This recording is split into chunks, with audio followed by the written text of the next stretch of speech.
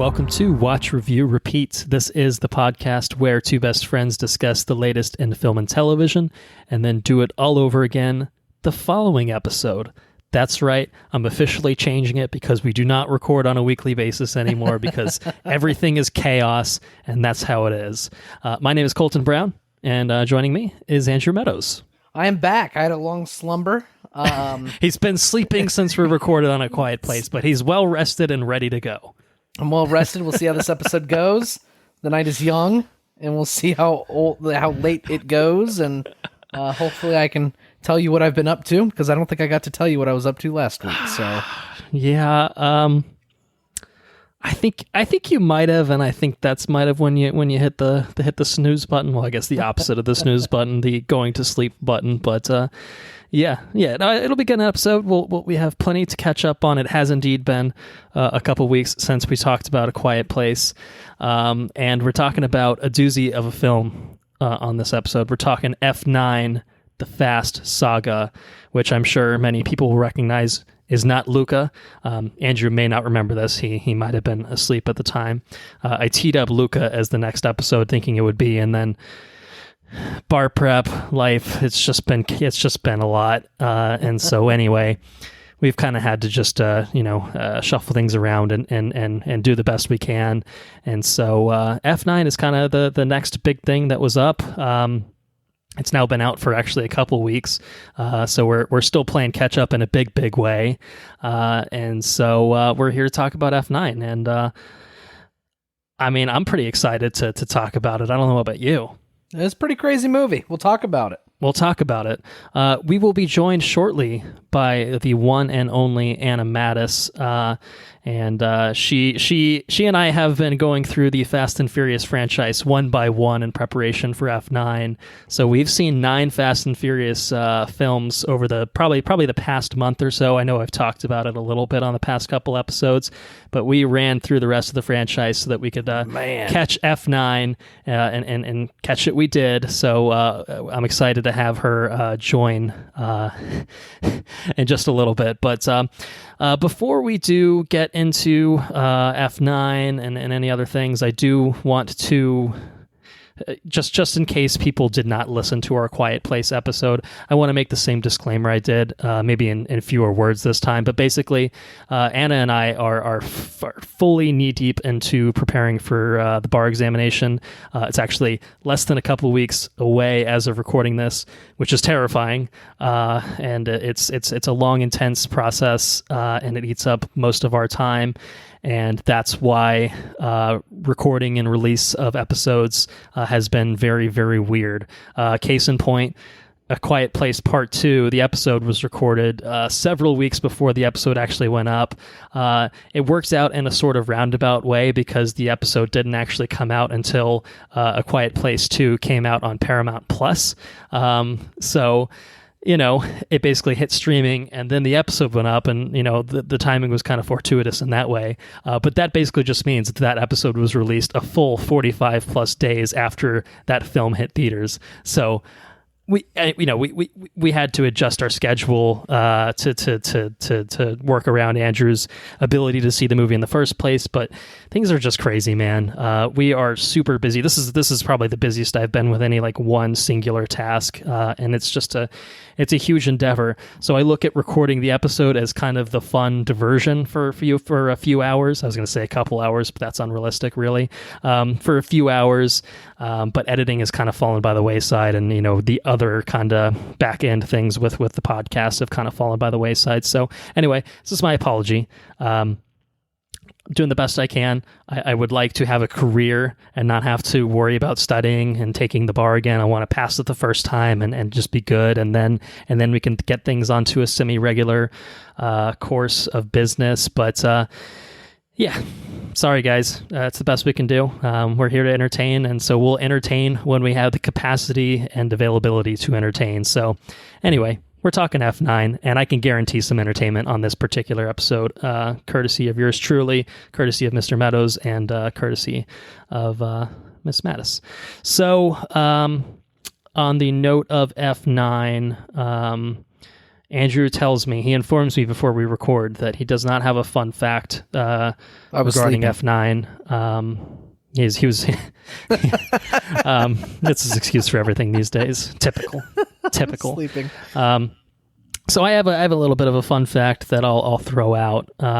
It's not anything too revelatory or anything like that, but I think it's kind of fun because the Fast and the Furious franchise, it's just pure insanity, and I think we'll probably save a fuller conversation about the franchise itself for when we start to talk about F9, just because of Anna and I's experiences running through the whole franchise. Once upon a time, we were going to do a bonus episode on that, so maybe we'll save a full bonus episode or bonus episodes for when F10 and F11 run around and theoretically finish the franchise as they're supposed to do, allegedly. It's got some highs and lows. It's got some changes, cast coming in and out. Obviously, I think for the most part, Vin Diesel has been kind of the mainstay of the franchise, although he himself was not in the second entry, was a cameo appearance in the third entry. But really since 4 on, it's been the Vin Diesel show in a big way. And obviously for a time it was the Vin Diesel and the Paul Walker show until he unfortunately passed away while they were filming the 7th film, Furious 7. So, Vin Diesel has not really been the only mainstay. So this is kind of my fun fact, is that, Tokyo Drift, which was the third entry through Fast and Furious 6, which you might have guessed is the 6th entry, they were all directed by Justin Lin. So 3, 4, 5, 6. He had 4 consecutive films directed by Justin Lin. And then he took an absence from the franchise. He did Star Trek Beyond, and now he's back. F9 marks Justin Lin's return as the director to the Fast and Furious franchise, which is very cool. I think he has a certain flair. He has a certain style, and he brings that sort of panache to the table. He's just a good fit. He's kind of the David Yates to this franchise in the way that David Yates was to the Harry Potter franchise, where he just fucking directs every goddamn movie in existence for that franchise. The difference being that Justin Lin has a certain flair and David Yates is a boring ass motherfucker. So it's a little bit different, but it's the same concept. You know what I mean? Just the same person, just doing everything with the franchise. But F7 was James Wan. Fate of the Furious, the 8th one, was F. Gary Gray, but Justin Lin's back in. He's apparently going to do 10 and 11 as well. But my second bonus fun fact is that F9 is the first film since Tokyo Drift that was not written by longtime Fast and Furious screenwriter Chris Morgan. He has written Tokyo Drift, 4, 5, 6, 7, 8, and Hobbs and Shaw. He wrote Hobbs and Shaw, the spinoff, lest we forget about Hobbs and Shaw. Oh, my goodness. But they did not bring him back for F9, which is just kind of crazy. I don't know if he got sucked up into the Vin Diesel rock drama or something like that, and so now he's off on spinoff duty forever or whatever. But I thought that was kind of interesting. Team Rock, is that what you're saying? Team Rock? He might be on Team Rock. I don't know. He's like, hey, this guy's got bigger muscles. He would definitely beat up Vin Diesel in a fight. They both have big muscles. They would both beat me up in a fight. I think that goes without saying. But Andrew's almost as buff as The Rock, though. So that one guy's got a similar bod to me. The John Cena. Legend of the Ten Rings. He's similar. To me. Simu Liu. Yeah, roughly the same. Roughly. Don't look too closely. Give or take 10% muscle mass. 50, 70, 100%, 100% maybe. But anyway, I think that's pretty much it. It's interesting. They bring in Justin Lin, they bring him back to the franchise, but then the writer gets kicked to the curb. What's up with that? I don't know. But maybe it had a discernible impact on the storyline of the film, or maybe it's just the same ludicrous shit that we've seen. Ludicrous shit. Same, ludicrous, ridiculous shit that we've seen for many entries in the Fast and Furious franchise. I don't know. I'm excited to kind of unpack the franchise. I'm excited to unpack this film because, having seen the prior 8 walking into this, I think it makes a difference. And so I'll be curious to hear your perspective when we swing around to talking about the film. But anyway, that's what I got. F9, or F9, the Fast Saga. I'm not sure what technically the title is, so I'm just going to use them interchangeably. That's what I got. We'll talk about F9 in just a few minutes. more than a few minutes, really. But we're going to do news in a couple different chunks. We've got 4 pieces of news that Andrew and myself are going to discuss amongst ourselves, because Anna has elected to opt out and not talk about these things, not of interest to her. And then we've got 4 more pieces of news on the back end that are of interest to her. So, so I think I personally think we've got some good stuff to talk about in both of these segments of news. But alas, this is where we are. So we begin with something that on the face is probably not the most exciting piece of news, and I'm sure you might have had an audible groan when you looked at this next piece of news. Maybe you didn't. Maybe you didn't. I don't know. But it's the next Transformers film. It's the next Transformers film, and you tell me the next Transformers film, I will probably audibly groan and say, another one? Really? We're doing this again? Now, what's interesting is this is not coming from Michael Bay. And so I think it's already off on the right foot, if you ask me. No Michael Bay equals, okay, this could be an acceptable to at least entertaining Transformers film. And I think we arguably got a good Transformers film in Bumblebee, surprisingly so. But you know what I mean? It's possible to take this franchise and make a good movie with these characters. And so Stephen Caple Jr. is taking the helm. He's taking the reins for the 7th Transformers film. He recently, I think, last directed Creed 2. Which was a good film, which is a very good film. And it's going to star 2 people we've seen recently. First of all, Anthony Ramos, who we saw very recently in The Heights as Usnavi. And it will also star Dominique Fishback, who was fantastic in Judas and the Black Messiah, and she was also a side character in the Jamie Foxx one with JGL, Project Power. Not bad, a mediocre at best film, but she was the love interest of Fred Hampton and Judas, and she was great in that. She was legitimately great. So you got 2, great actors kind of heading this thing, which is exciting. And it's going to be set in 1994, which obviously means that it now predates the Shia LaBeouf Transformers. And I think that this is more connected to Bumblebee. It's like a pseudo reboot. It's not really connected to the Bay universe type things. And the movie is going to be alternating between Brooklyn and Machu Picchu. So 2 totally different settings that it's going to alternate between. It's gonna be about Optimus Prime. He's going to be the main Transformer that we're focusing on. But it's called Rise of the Beasts. That's the news. That's the piece of news. It's called Rise of the Beasts, which means we'll be getting getting some Beast Wars coming into the Transformers franchise. So I feel like we were both Beast Wars fans as kids. Is that right? I watched all the Beast Wars. Loved me some Beast Wars. That's all. I can't remember a whole lot, but I remember you say Rise of the Beast, I think of Beast Wars. And I think Optimus Prime was like a gorilla, wasn't he? He's Optimus Primal. Was his equivalent. Yeah. It's not technically Optimus Prime, it's just like the equivalent, like the main leader of the Beast War robots. I don't know if they have a faction name or something like that. I'm told that their natural enemies are the Predacons, if that rings any bells. The Maximals, that's what they are. They're the Maximals. That's what the good Beast Wars robots are. So I don't know, man. I mean, Cheetor. Is it going to be Cheetor, Rat Trap, Optimus Primal. And I think I actually don't see it in this piece of news. I think it came out after this, but I'm pretty sure they cast Ron Perlman to voice Optimus Primal. Nice. Which is like that's pretty cool, So, Anthony Ramos, Dominique Fishback, and now Ron Perlman. And presumably Optimus Prime would still be Peter Cullen, Autobots, blah, blah, blah, that voice, the usual one. So anyway, I don't know. This all sounds pretty fun. Is kind of my takeaway. Give me a trailer. I don't know why they're calling it a 7th Transformers film. Again, that feels like why don't we just say that it's a Transformers reboot or it's a Bumblebee sequel? That feels like that's something that excites people more than more Transformers. But I'm in. Until I see a trailer and it looks like dog shit. Maybe I think I'm going to say that. And the most surprising film, I think, for whatever year that was Bumblebee. I think. I think so. I think that might have been a consensus pick. That was a Don't quote me on it, very good movie. So it was good. It was great.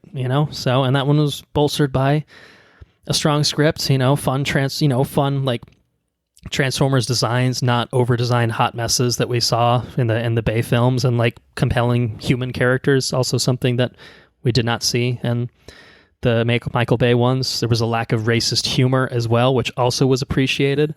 A lack of robot testicles, also just a lot of things that went right. Certain things that you'd think, well, if I put that in the film, this would make it terrible. I don't remember any of that. Hey, a bonus episode territory when post-bar life. Maybe we can. Oh God. I fell asleep to the last Transformers in the theaters. I don't know. I never saw the fifth one. I don't know. It looked fucking horrendous, and I'm like, I saw the one with the dinosaur machines, and I'm like, I'm fucking out. This thing is 3 hours long. Marky Mark is awful. It was real bad. So anyway, that's what's going on the Transformers front. I don't know if we have a date on it, but presumably 2022 at the very earliest, maybe a 2023 film. I'm not sure. So I'm down. I am surprisingly down for this seventh Transformers film. Transformers: Rise of the Beasts. Kind of a generic title, but whatever. Beast Wars, man. Could have called it Beast Wars. Transformers: Beast Wars. That would have been better. That would have been better. Rise. Everything's got to rise. Yeah, I guess. Whatever. Anyway, we got a few trailers that we're going to talk about now. So the first of those trailers is for the upcoming sequel to the Halloween sequel, which was also called Halloween. The sequel to Halloween. Technically, that sentence makes sense if you parse it out. Think about it.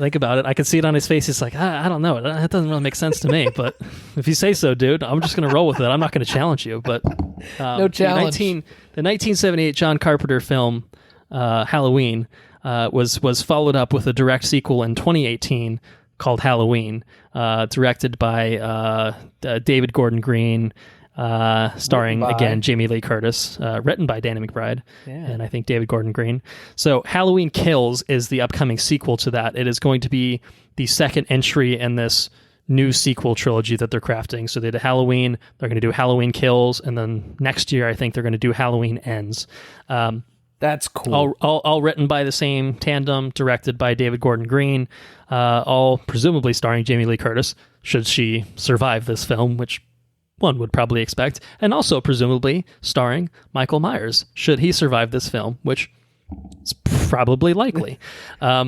Anyway, we've got this official trailer for Halloween Kills. It's coming out this October 15th, so it's a few months away. I'm excited about it. Pretty spoilery trailer, it felt like, but it did make me excited for it. Yeah, definitely spoilery. Definitely visceral trailer.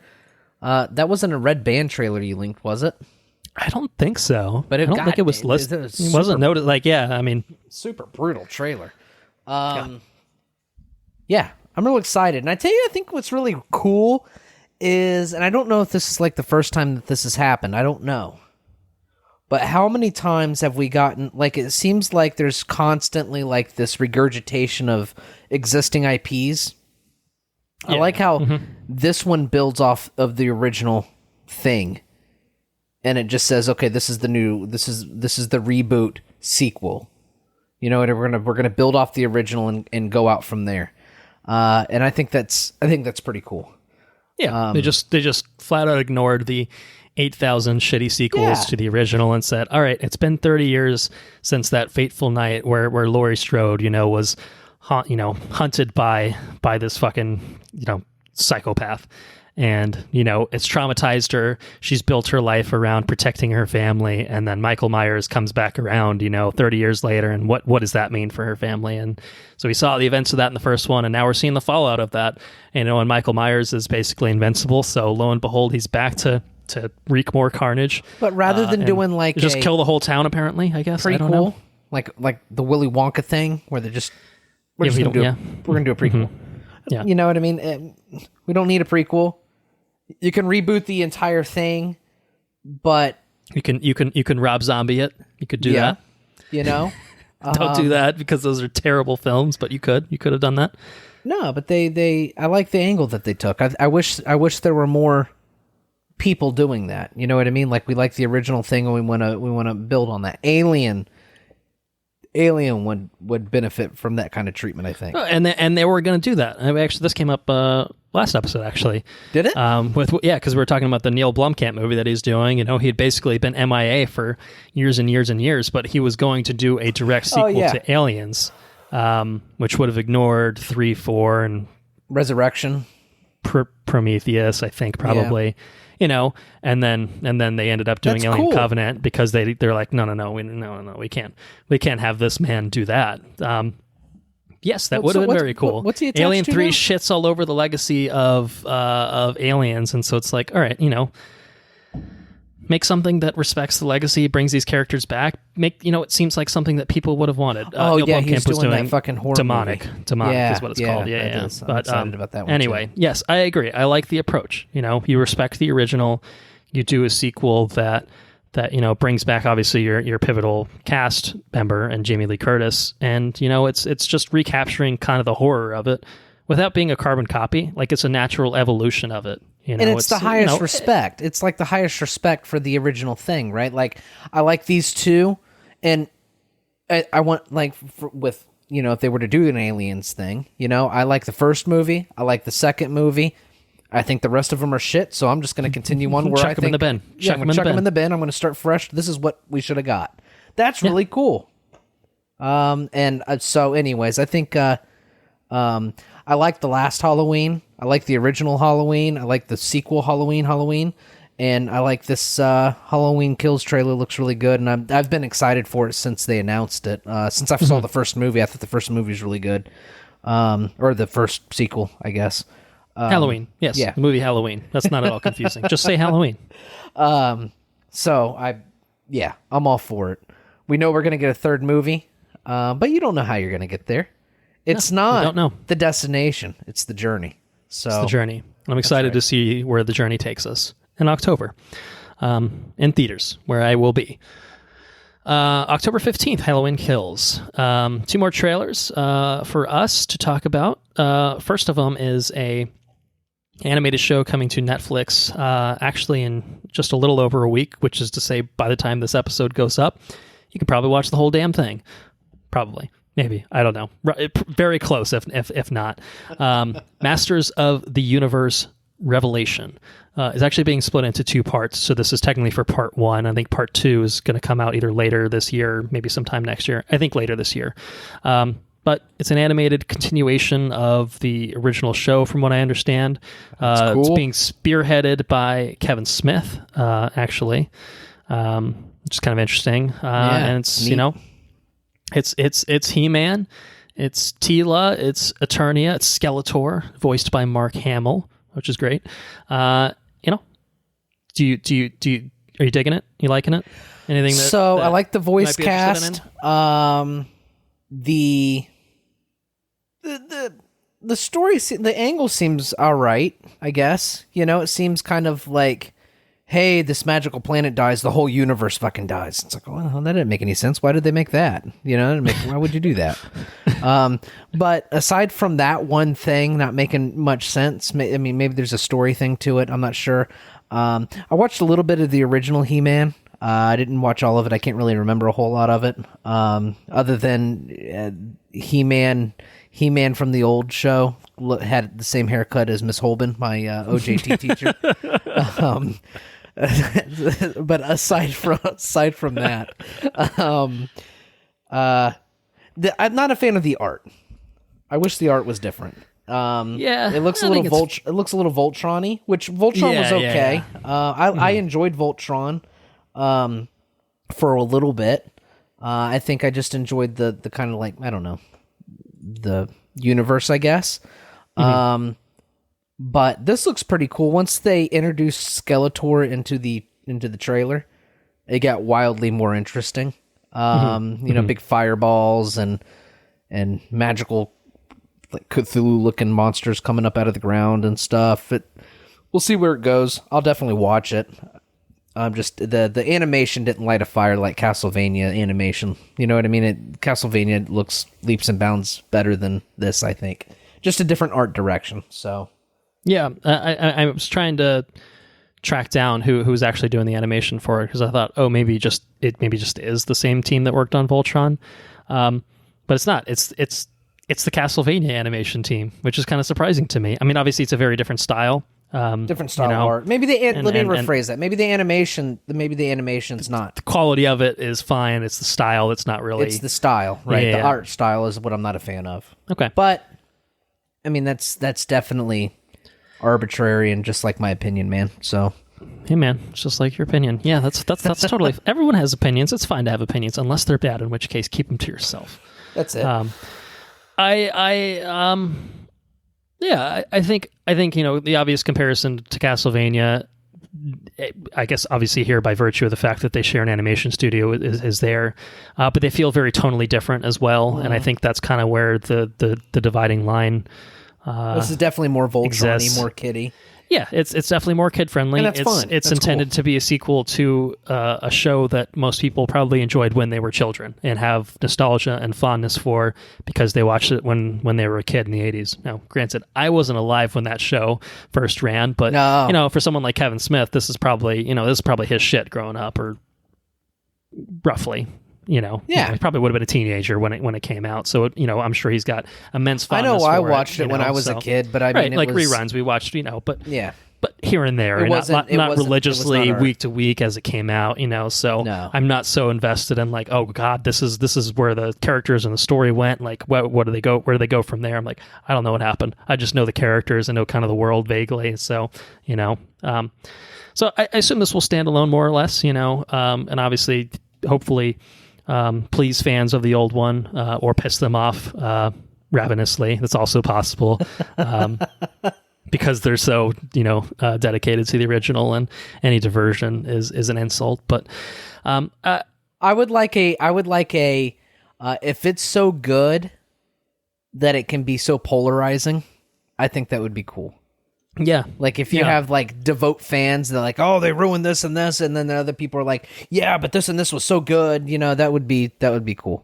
Yeah. I hope it's good and polarizing. Yeah. I hope it's entertaining. I hope it's good fun. I hope, it's enjoyable, and, it's not anything I'm going to be rushing to start, especially because it's going to be dropping just a few days before the bar. Like I got other things on my plate, obviously at that time, but if I need something to watch and it's supposed to be good, it feels like something that I might tune into. I wasn't feeling it like too much, but then He-Man said the thing towards the end of the trailer, and I'm like, all right, I'm in. You know what I mean? Like he's got the power. He's got the power. Skeletor's there. He's got the power. So I like the thing where they said, but the mythical sword was broken, not broken, separated, and then it's got him like joining both the swords. I was like, okay, that's pretty cool. That's some cool shit. Some cool shit. I have the power. I like cool shit. So yeah. I'm give me easy. cool shit. Castlevania was basically laden with cool shit, so just give me another animated show that has cool shit in it, and I'll be satisfied. That's all I ask for. It's not a big ask, really. Oh. Anyway, July 23rd, part 1 of not He-Man. He's not in the title. Masters of the Universe Revelation, part 1. Now, coming in December 17th, 2021, to be precise, worldwide on Netflix, we will have season 2 of The Witcher. After 2 long years, since that first season dropped. It's been that long. 2020 is just a total dud, like a total blank spot. Total dud. But they're back. Henry Cavill's back as Geralt of Rivia. We have a teaser trailer for the second season of The Witcher. There was some WitcherCon event that happened a few days ago. I think there's like some DLC that they're putting in The Witcher 3 that like has like costumes from the Netflix show. There's an animated show that's coming to Netflix, I think, in August, maybe even. I think it's supposed to center around Vesemir, who's like the main head Witcher of Kaer Morhen, who trains all the other Witchers, trained Geralt and all that stuff. So I don't think they put out any footage of that, but presumably if there's a trailer or something that rolls wrong, that's something we'll talk about at a future time. But we're talking about The Witcher Season 2 right now. I think we were both big fans of The Witcher Season 1. acknowledging its shortcomings. Mostly its timeline fuckery was a huge waste of time and mostly confusing for everyone involved. But presumably this one will not have that issue. So what are you thinking? What are your thoughts on season 2? Pretty hyped? Yeah. It scratched a good itch. I enjoyed it, even with its shortcomings. I think it was a largely very entertaining show that... Yeah. It was just entertaining, you know? I feel like a lot of TV shows particularly have faltered on the fantasy front. Obviously, Game of Thrones sustained us for a while until it didn't. But even then, I just feel like there's been a lot of like young adult stuff that's just like not quite there, like the Shannara stuff. It's just like fantasy's hard to do. Obviously, and it's hard to do when you don't have ridiculous amounts of money being thrown into it.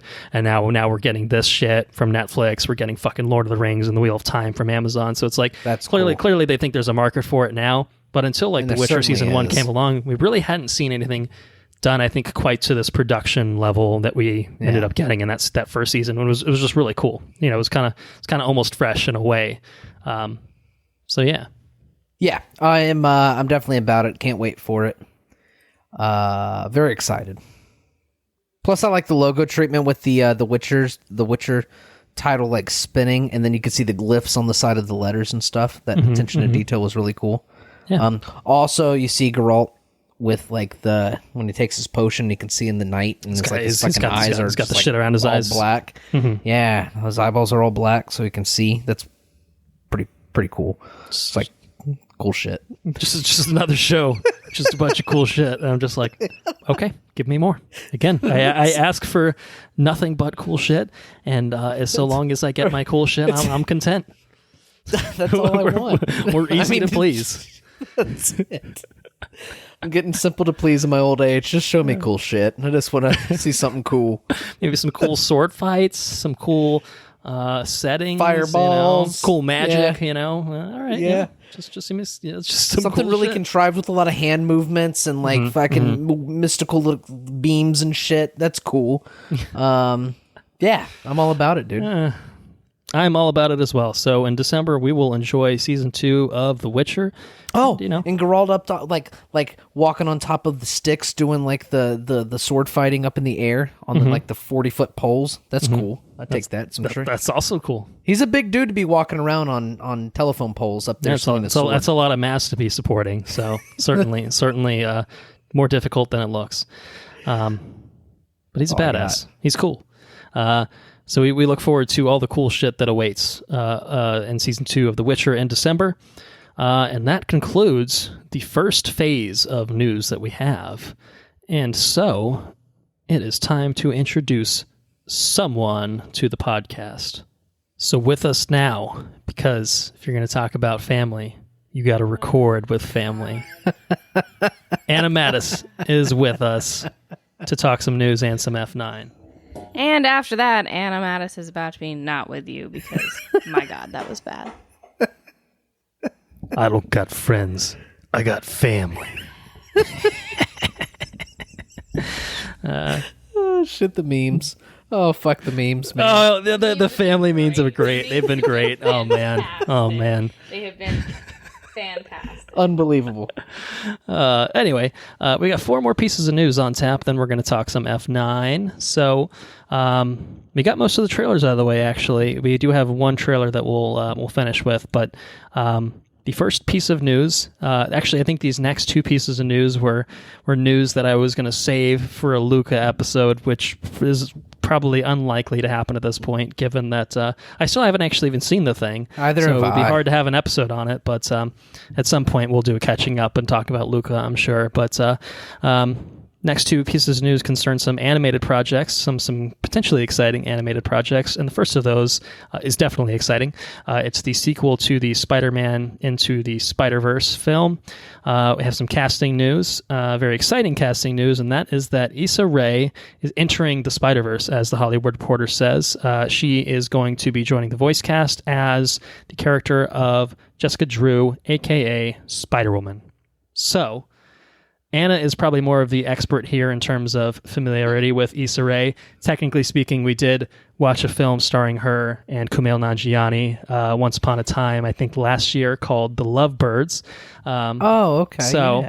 So that's probably, for you, Andrew, probably what your recognition mostly stems from. But enough of me hogging the microphone. Familiar. What does everyone else think of this? I think this is really exciting. I think I've said before on the podcast how much I love Issa Rae and how great Insecure is, and I really do highly recommend it because it's fantastic.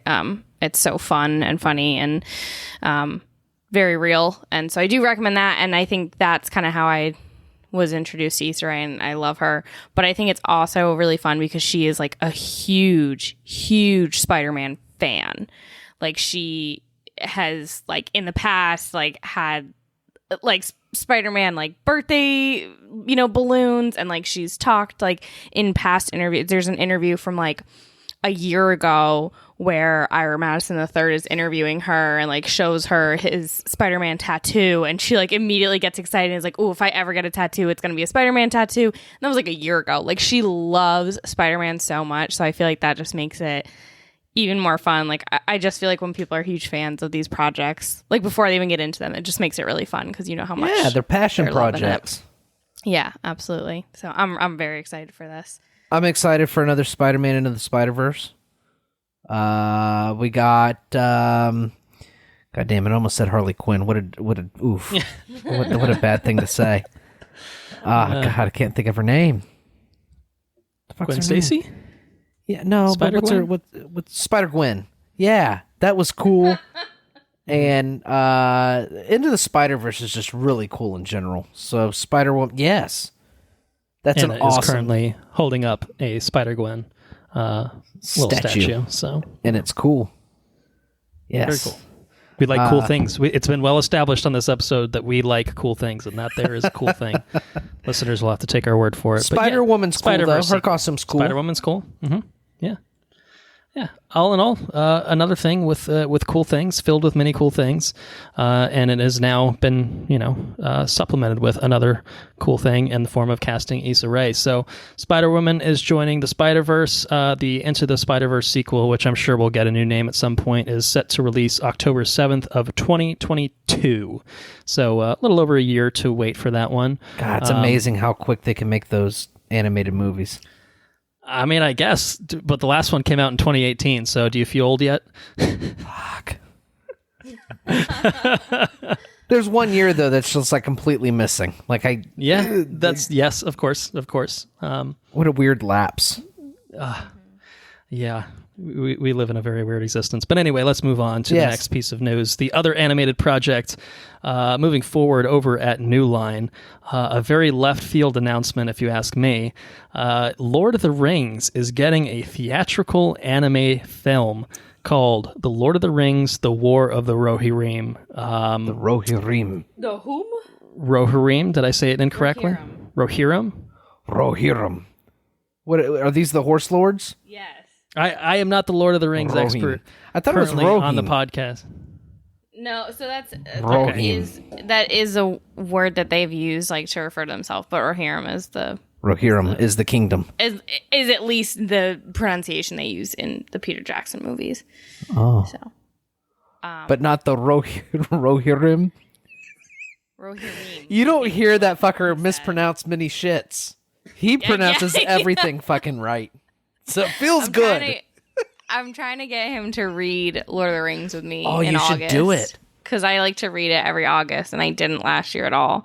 But I feel like I'm definitely going to want to after the bar. So that's my plan. Because unsurprisingly, I'm fucking excited about this. I'm someone who actually like, I love the like shitty animated movies of The Hobbit and Lord of the Rings.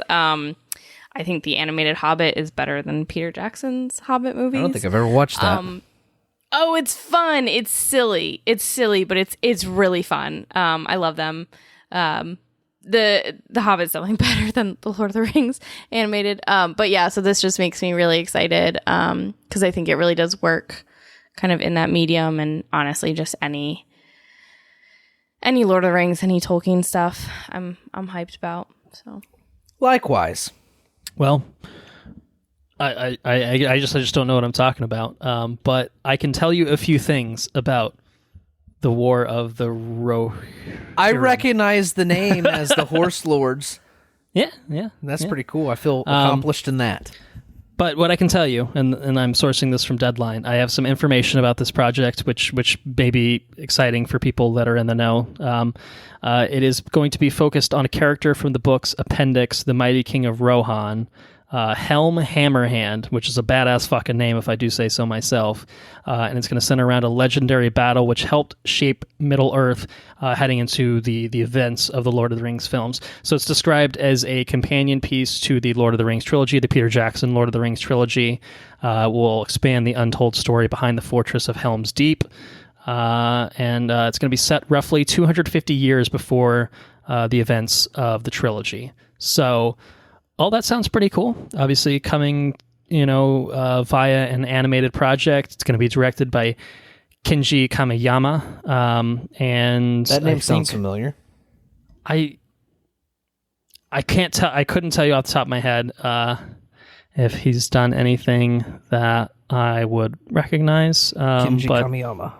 Oh, he's doing the new Blade Runner animated show that's coming out later this year, that's pretty cool. I'm sure he's done other stuff. Looks like some Ghost in the Shell creds. Maybe some other stuff. I don't see anything else. DuckTales. He did backgrounds for DuckTales. No way. DuckTales. I don't think that really counts. Oh, he was in the animation department in Akira, which is pretty cool. Yeah. So, anyway, he's got some chops. He's got some chops. He's directing it. And I don't think they've shown any like proof of concept, because this is another one. I think, the animation style is going to be pretty significant, I think, in terms of bringing this tale to life. So, and of course the voice casting. So yeah, it's cool.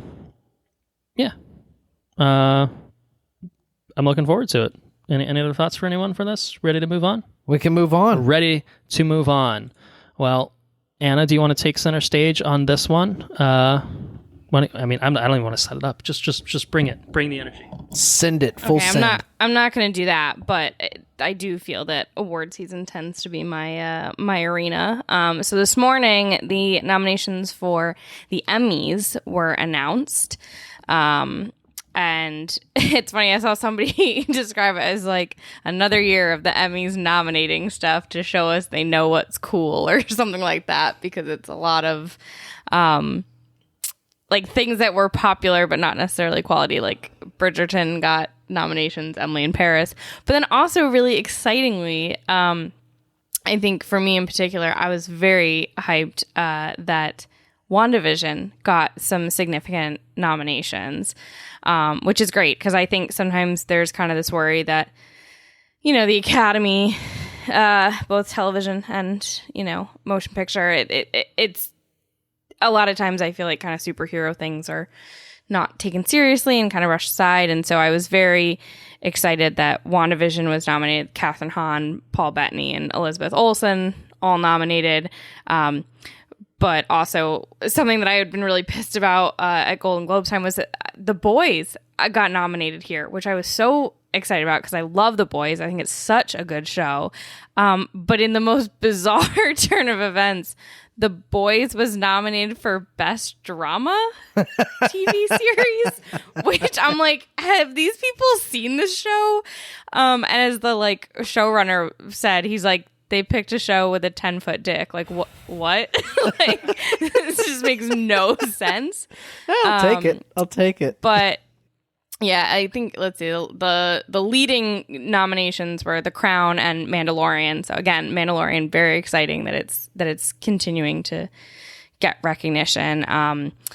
And Ted Lasso, which we still have not watched, and Handmaid's Tale, which I'm very behind on, also with a lot. And then also Lovecraft Country got a ton of nominations, and I think most of those are well deserved. I think really the only place that kind of fell off for me, that show, was writing, and I don't know if it got nominated for any writing awards.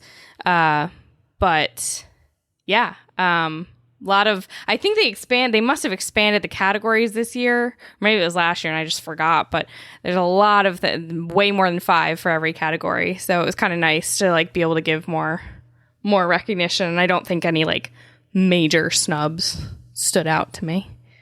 The only other thing I'll mention is the Falcon and the Winter Soldier only received one nomination, and it is probably not what you would have expected. It is Don Cheadle for his 95-second appearance in the first episode of The Falcon and the Winter Soldier. For what? For guest actor in a drama, right?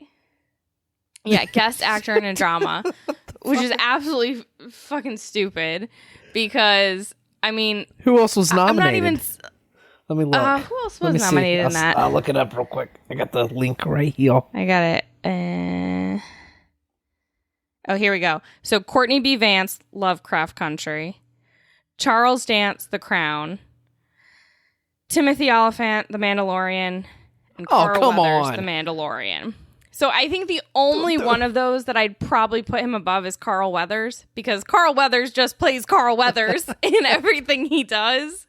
Honestly, of those five, I'd probably pick Courtney B. Vance. I think he was the best performance out of those five. And for once, I've actually seen all five of them. In Lovecraft Country. Which one was he? He was great. He was the uncle in... Oh, yeah, he was good in that. Spoiler, only the first 2 episodes, but... He was good. Yeah, he was great in Timothy Oliphant kicked some serious ass. He was pretty good in Mandalorian. He did. To be fair, he was also playing himself. Yeah, that's true. That's true.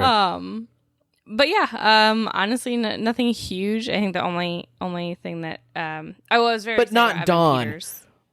But not Dawn for 95 seconds. Yeah, no. I mean, even he was like, I don't... I think he tweeted or something. He was like, I don't get it either. Like, I don't know. But I think the Television Academy just fucking loves Don Cheadle, and they like to nominate him for something every year. Yeah, but we were saying, well, I'll let you say what you said earlier about who it should have been. Well, yeah, okay. So I had to rack my brain. I was like, what? If they were going to nominate any guest actor from The Falcon and the Winter Soldier, it absolutely should have been Carl Lumbly, who played Isaiah Bradley, the experimented upon former Captain America, then imprisoned for many years, definitely. Who was fantastic and who had did much more all of a the presence. Emotional lifting for like the entire show. Pretty much, yeah. I mean, not inaccurate. So, yeah, another one. I'm not sure that they watched it, to be honest. There's Don Cheadle's on this shit. We love that guy. I watched one episode. They watched the first episode, and that was it.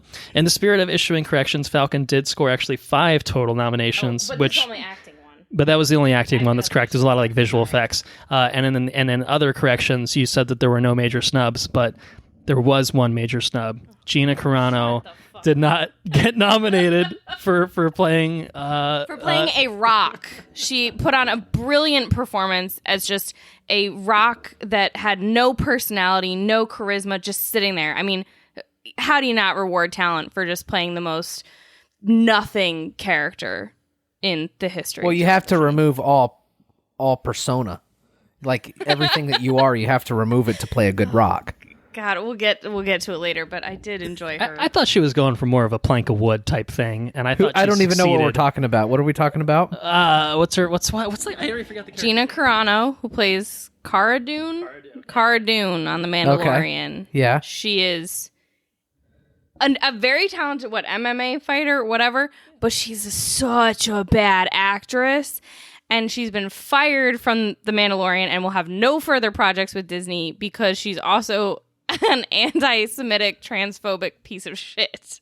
So, but she got nominated for her role in The Mandalorian? No, she didn't. But we saw an article that said that was a major snub, and we thought that was really funny. Because regardless of what you think of like her quote-unquote politics, because it's not really politics when it comes down to just like she's a bad person. That has nothing to do with politics. And keeping that out of it, did she do a good job in the show? And I would argue, no, I don't think she did anything spectacular in the show.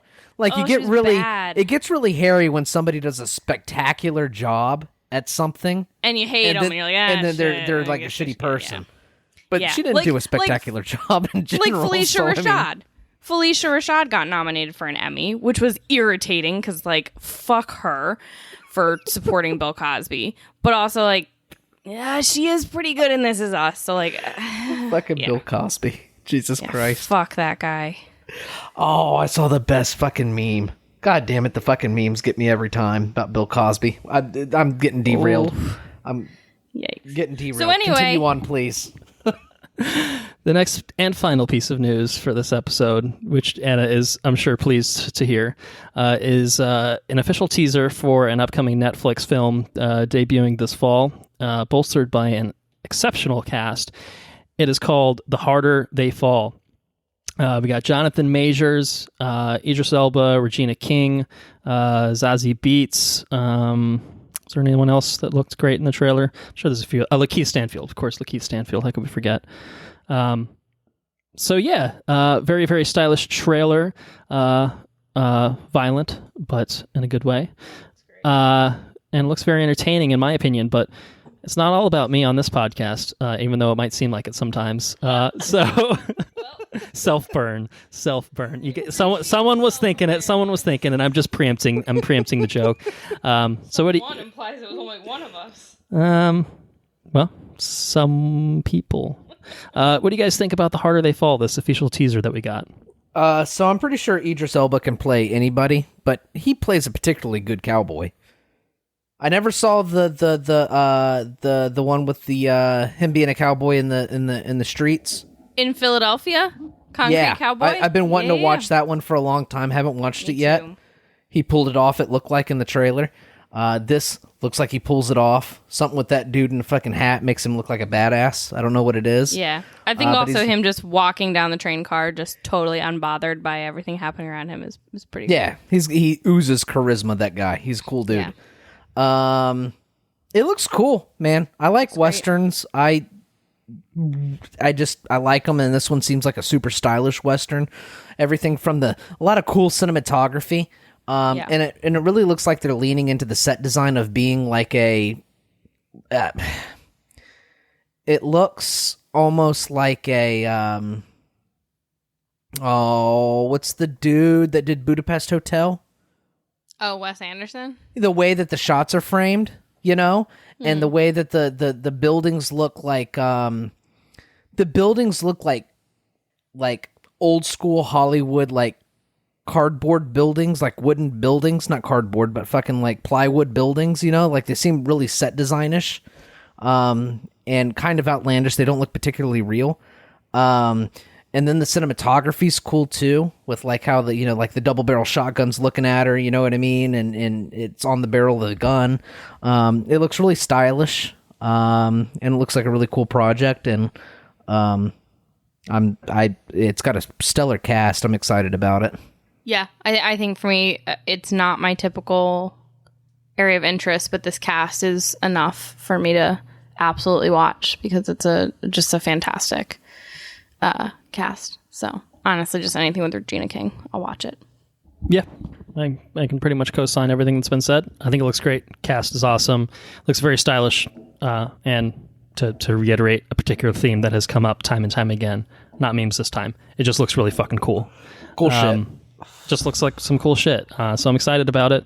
I don't think we have a date. I don't think they had a date at the end of this. I think they just said fall. So presumably got a few months to wait for this one, but I'm excited for it. It's a rarity that I'm like actively excited for a Netflix film, but they have the occasional ones that come out that are pretty good. So anyway, that's The Harder They Fall, and that brings us to talking about the Fast, but also the Furious. We are talking the 9th entry into the I guess technically the 10th entry into the Fast and Furious franchise, the 9th mainline entry, F9, aka F9, the Fast Saga. I think it's just F9 really again, but whatever. Family 9? Family 9. It could be Family 9. It could be Fast 9. It could be Furious 9. Choose any F really, and it's gonna be fine. This was exclusively released in theaters. A while ago. You could say a while ago, especially based on when you're listening to this. It's definitely been in theaters for a while now. It did really well at the box office. It to date has over $140 million in the U.S., has screamed past $500 million worldwide, which is pretty impressive. I was looking at the worldwide numbers, and the top 2 films of 2021 are both Chinese-only releases because the box office is just, I mean, it's on fire there in a good way. And I had to clarify that. Yeah, like 2 films that are like very like exclusively, more for Chinese audiences, probably in films that won't even come out in America. But I think this was number 3, sitting at number 3 as of recording. Black Widow has come out since since we've seen F9 and since we've recorded. But that I think doesn't have the sort of mass appeal that like the Fast and Furious franchise has. I think that the Chinese audiences tend to be pretty particular about superheroes versus other superheroes, maybe women versus men, probably part of it. But yeah, sexism is real and absolutely a factor. It's certainly a factor, perhaps even a major one, but let's not, we don't have to speculate on the ins and outs of the Chinese box office marketplace. Wait, what right are we now. proposing? What are we proposing? Real quick. Well, I was just saying, like Fast and Furious is going to do probably better than say Black Widow in China probably, and probably some other foreign audiences. And we're saying it's that a woman lead. It's probably a factor ass. of Fast and Furious is big muscly men doing ridiculous things, and some women, some muscly women, in fact, doing other things too. A lot of women's butts. Lots of women's butts, plenty of women's butts. In case you ever had a shortage of women's butts in your life, just take in the Fast and Furious franchise. And Black Widow. There's some butts in Black Widow too. That's not as many as the Fast and Furious franchise. There's no bare butts. That's true. No naked butts. So anyway, All right, moving along. yeah. So opening weekend, it did $70 million in North America, which is a pretty good first weekend. Obviously, we're basically still in the middle of a pandemic. Obviously, we're sitting in a better spot than we have been. The box office is theoretically in the best spot that it has been since pre-pandemic times. But it's nice to see that theaters are slowly approaching normal. And of course, this is the type of film that necessitated a theater viewing. So Andrew, I think, made his second post-pandemic trek to the theaters to watch this. Debut. Yes. And Anna and I watched it in Dolby Cinema, which was a very appropriate film for that. So F9, the Fast Saga. I forgot I was still doing the intro. It was written by Daniel Casey and Justin Lin, and not Chris Morgan, as noted earlier. Directed, also as noted earlier, by Justin Lin. Stars Vin Diesel, Michelle Rodriguez, Tyrese Gibson, Chris Ludacris Bridges, John Cena. Can't see him. Natalie Emanuel, Jordana Brewster, Sung Kang, Michael Rooker, Helen Mirren, Kurt Russell, and Charlize Theron. Michael Rooker has some excellent hair in this film, for the record. Also, not a spoiler. It's F9. I mean, what do you really need to know? It's Fast and Furious, but I'll tell you anyway. Dominic Toretto and the team did a little Jason Statham there by accident. Dominic Toretto. Dominic Toretto and the team, aka La Familia, come together to stop a world-shattering plot headed by Toretto's brother, secret brother that we haven't known about for 8 films, Jacob. So, Jacob. I think we have a couple different perspectives to enjoy in this episode. Well, I mean, 3 people, but I mean in the sense that Anna and I have taken a wild adventure through the Fast and Furious franchise, watching all now 9 films in the mainline franchise. She has not seen Hobbs and Shaw as of yet, but someday perhaps. And I'm guessing Andrew did not do the same thing. I did not do the same thing. Unless he's been holding out on me and not telling me a few things. I didn't think he had watched all 8 Fast and Furious films, because who on earth would do that to themselves? But I gotta say, I definitely did not. This is pretty fun. I'm not gonna lie. It was a great diversion from the horrors of our regular daily lives. So yes, that's what I mean. We have a few different perspectives of people that are just fully in the Fast and Furious mode, and then you have Andrew, who's probably on the outside looking in, and I think, to be fair, I think you've probably seen the Well, I live 8. my life 1/4 mile at a time, all right? Why not do that all the time? No. Okay, because he said it, now we have to talk about it. There's a line in F8. Is it 8? Yes, it's in F8 where Charlize says to Dom, why live your life a quarter mile at a time? Or why live a quarter mile at a time when you can live your whole life that way? That's what he's fucking saying, Charlize. Are you stupid? He's saying he lives his whole life a quarter mile at the time. What are you talking about? It's the dumbest fucking line, and it makes no sense, and it irritates me, and this is why we can't leave this franchise to anyone except Justin Lin. Thank you, goodbye. And I think really, solving a mystery from earlier, this is why Chris Morgan was not retained for F9, because they looked at that line and say, this man has lost his touch. 6 entries in, he doesn't know what he's doing. He doesn't know what it's like to live 1/4 mile at a time. He doesn't get it at all. He really doesn't even know what that means. He can't equate that and write dialogue about it. He's just lost it. But anyway, so what I'm thinking is I should probably give my experience, okay, and then probably be countered by your expertise in the franchise. Well, we are the Fast and Furious experts on the pod. Correct. So, yeah. So that's probably that sounds like a great plan. I'm curious to hear what you thought about a little F9. 2v1 outsider perspective on this thing. Now, I have seen all of them. I've seen them all over the span of years, so my familiarity with them is it's not the best, but I'll do my best. So up front, this movie is probably the most outlandish out of all of them. It is completely fucking bonkers. None of it makes sense. The practicality of any of it makes no sense. Let me rephrase that.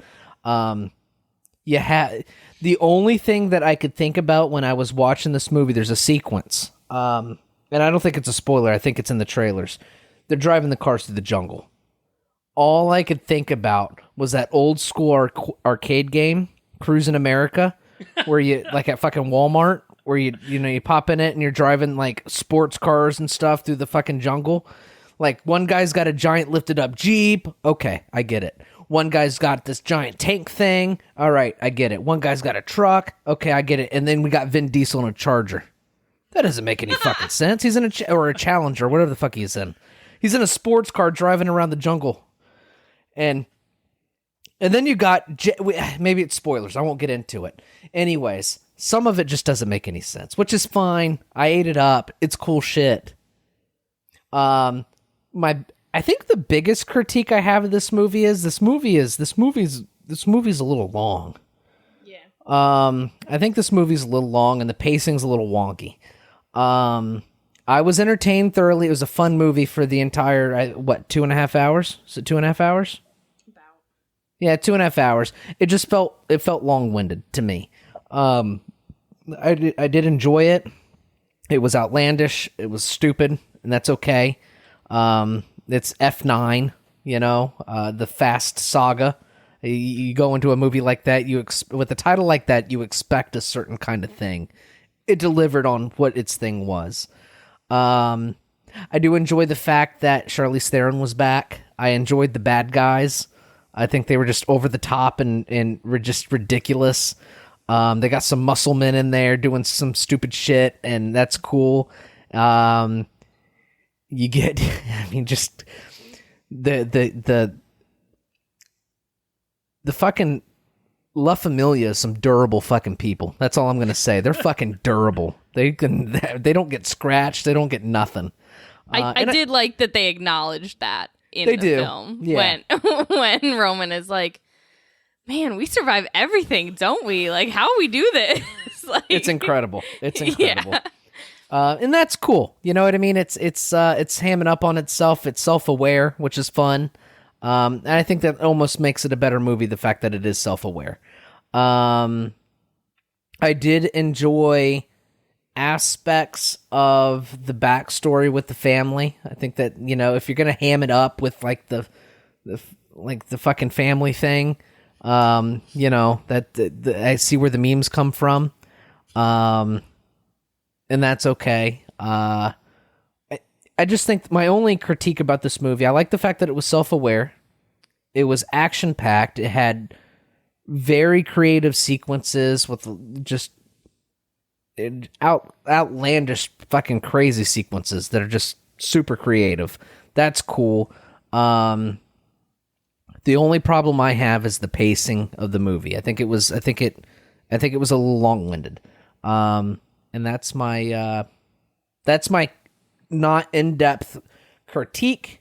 And we can get into spoilers and talk about like the points and counterpoints and of the saga with your expertise. But just on the surface level of the film, I think it was long-winded. It was a lot of fun. It was very stupid. If that's what you want, you'll definitely get it. Yeah. I think I agree with a lot of your assessment. I think the ridiculousness is what makes it fun for me. I don't walk into these movies like wanting it to be realistic. I think we pretty much had to let that go after the movie where they had cars parachute out of a plane. Yeah, that was cool. It was ridiculous. And yeah, but I thought it was fun. I thought it was a blast. I agree it was a little too long. I thought there was a little too much with the kind of flashbacks. This isn't a spoiler because it was revealed in the trailer, but they bring Han back, and I think that was fucking awesome because I love Han and he's great. And I just thought it like the story they kind of attached to him for this one wasn't that great. I thought they could have done better with kind of the explanation of how he came back. I thought it was a little sloppy. And I also, I don't want John Cena in a dramatic role. He didn't do it for me. John Cena didn't really fucking do it for you? All. No. I did miss The Rock, though. I agree with that. The Rock was sorely missed. I'm not trying to cut Anna short here. I'm sure she has plenty of other thoughts. I really just wanted to hear Andrew's thoughts on John Cena, particularly because you brought it up. On John Cena? Yeah, about John Cena. Did you like John Cena in this? There's something about John Cena. I don't want to sound like a dick. There's just something about something wrong with his face. He's just got such a cartoon-esque jawline. We figured it out. Also, we figured it out. I thought it was his neck at first. It's not. It's his. It's what are they called? Your traps. His traps are built into his fucking jaws. His delts just. They're so high, and it makes him look like a big toe. And it's disturbing to look at. And I don't feel bad saying that because it's not like he was born that way. He did that to himself. Also, I genuinely have enjoyed John Cena in comedic roles, and it's been funny. Like, I thought he was great in Trainwreck. Very funny. Oh, God, he was ridiculous in this. And it was a little too funny. I know you said you like the villains. I'm sorry, they picked like some guy to be like the son of a dictator and they made him German? Like, what? This doesn't make any fucking sense. And that guy was like annoying and like silly. He was silly. It's just cartoonish. So was fucking John Cena. John Cena was because silly. I think there have been good villains. And so I just thought that was like I have to say, I need a big muscly guy to play a cartoonesque over-the-top villain who in some way is related to Vin Diesel. Like, yeah, I did. They also had the self-awareness too that like, because Charlize makes that comment in it. She's like, never pictured Dom's brother as like the Nordic, like because they look nothing alike except that they're muscly, like nothing. And then Helen Mirren being like, "Oh, I see the resemblance, bitch. No, you don't. They don't look anything alike." Yeah, that's great. And I actually kind of was hoping that there would be some twist that like he wasn't like the reason that we'd never heard about him before is maybe he wasn't like actually their brother, like maybe he's a half brother or like his dad had like kind of adopted John Cena or something like that, and like nothing. It was just we were supposed to believe they were just brothers, and they also he was related to Mia. I'm just like, no, like absolutely not. This is so stupid. Yeah, so John Cena was I'll just say I found John Cena entertaining. That's probably the best way to put it. Sure. I found him entertaining. I didn't find him terribly dramatic. I didn't find him dramatic at all. I just found him entertaining. And he showed up. He said some words. He got paid. Yeah, he showed up. He tried. He tried. He hammed it up. I think he totally hammed it up. This is not a spoiler, but when he climbed into that car, and I was like, you're going to have to open the door. And he did. And it was so funny because everybody else, when they're trying to get into a moving car, they just climb in the driver's window. Not him. He's got to crank that bitch open. He's fucking huge. It's so fucking big. I just picture his knees like. Well, did you see him when he sat down? And I think he made an audible grunt when he sat down. Oof! And he's like in this itty bitty little sports car. Oof! He's just a man of comical proportions. Yeah, that's like, exactly. He doesn't fit in cars. He has to get specially designed cars just so they can fit all his muscles in them. That's why The Rock always drives these huge fucking tank-like things. It's like, I need a vehicle John that Cena, I can baby. fit into. What's the smallest car you got? I got a little Mazda Miata I'm rolling in. Not really, but it's like when Shaq did the Buick commercials. There's so much room. It doesn't make any sense. It's so stupid. It's very funny. Well, yeah. What I will say, the Fast and Furious franchise has. We'll get into spoilers. So for much sure. There's a lot to unpack. There's a lot. Well, there's a lot. There's a lot is in there. The Fast and the Furious is no stranger to stunt casting. I think overall, that we've especially seen. In our watch/rewatch through the Fast and Furious franchise. Stunt double? He doesn't need one. He's John Cena, man. I'm sure he's got one. I'm sure he's got a very big, muscly man. But while you're doing that, I mean, what do we have? We had Gina Carano at one point, which I don't know if that's quite stunt casting. That's more just we need someone who can kick ass, I guess. Truly, my favorite part of this rewatch was watching The Rock hand a rocket, or was it just a shotgun? Some big gun to Michelle Rodriguez, who then shot it at Gina Carano, and then she flew out of an airplane, and she is very dead. And it was just extremely satisfying because she was a bitch in that movie, and she's a bitch in real life. So yeah, Ronda Rousey also in the Fast and Furious movies. That wasn't even satisfying. Iggy Azalea, just in there for like 2 seconds for no reason. I guess Jason Statham is probably the other one. Like Vin Diesel, Vin Diesel wanted a reason to work with Statham. Yeah, he'd been like trying to work with Jason Statham for years, and so he was like, "Oh, you want to be in Fast and Furious?" And he got him the role in what was that? Fast and Furious 6, because then it's what, Furious 7. So stupid. But he had the producer role by then, so he got Jason Statham in on it. And then of course it was. I was trying to find a picture of John Cena. John Cena's stunt double. And I found a US Weekly article that said John Cena uses stunt penis in Trainwreck. Was almost naked. I'm getting sidetracked. Sorry. Well, anyway, maybe that's enough John Cena talk for now. We'll talk about it more in spoilers, I'm sure. But in terms of just other non-spoiler thoughts, Andrew, I think you've probably pretty well expressed it at this point. Anna's currently looking at. She's trying to track down the stunt double as well, and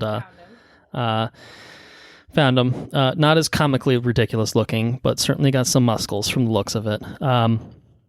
Anna, do you have any other like non-spoiler thoughts? For F9 specifically in general? I think it was just. I think the point I guess maybe I was trying to make is that. In terms of stunt casting, I think John Cena is probably the lesser of some. Like he was just kind of fine, Yeah, he definitely wasn't the worst we've seen. He was fine, but I don't need I would have been better if whatever. That might be a spoiler. No, the only other thing I want to say is fuck Richard Branson. Fuck Elon Musk. Fuck Jeff Bezos. Roman and Tej did it first. That's all. So I guess I'll just lay out my non-spoiler thoughts before we roll into recommendation. Yes. I don't know. I mean, obviously there's a lot that can just be reserved for spoilers because this is a ridiculous film. That probably goes without saying, but it's a ridiculous film, and there's a lot of ridiculous aspects of it that we're just going to have to dissect in detail. But I had a pretty good time with it. It's definitely not the best Fast and Furious film. Anna and I can probably do like a tiered rankings. Maybe we'll do that maybe in recommendation or something like that, and kind of place it in terms of how we compare it to the other films. It's definitely no Tokyo Drift. Recency and seeing them. Well, some might agree, some might disagree. It's certainly a take, on the franchise. But I had fun with it. I think honestly seeing it in Dolby did enhance the experience. It's a cars, ridiculous stunts and sequences and set pieces and all of the like are just fun to experience. The characters are ridiculous. The dialogue is ridiculous. I mean, it is really just a ridiculous film. I think, there's really no getting around that. But it's also fun. I think, it's not the finest, I think, entry in the franchise by any stretch of the imagination, but it is fun. What's cool though? You don't get a lot of films made this way. You get a lot of like over the top films, but you don't got a lot of over the top films with this with these actors and actresses with this kind of budget. So That's true. Yeah. You know what I mean? So it fills a certain niche. It's completely over the top with actors that are with just a star-studded cast. With a loved cast. That's what I'll say. A cast that's grown into the franchise with an enormous budget. And that's cool. That's cool in and of its own right.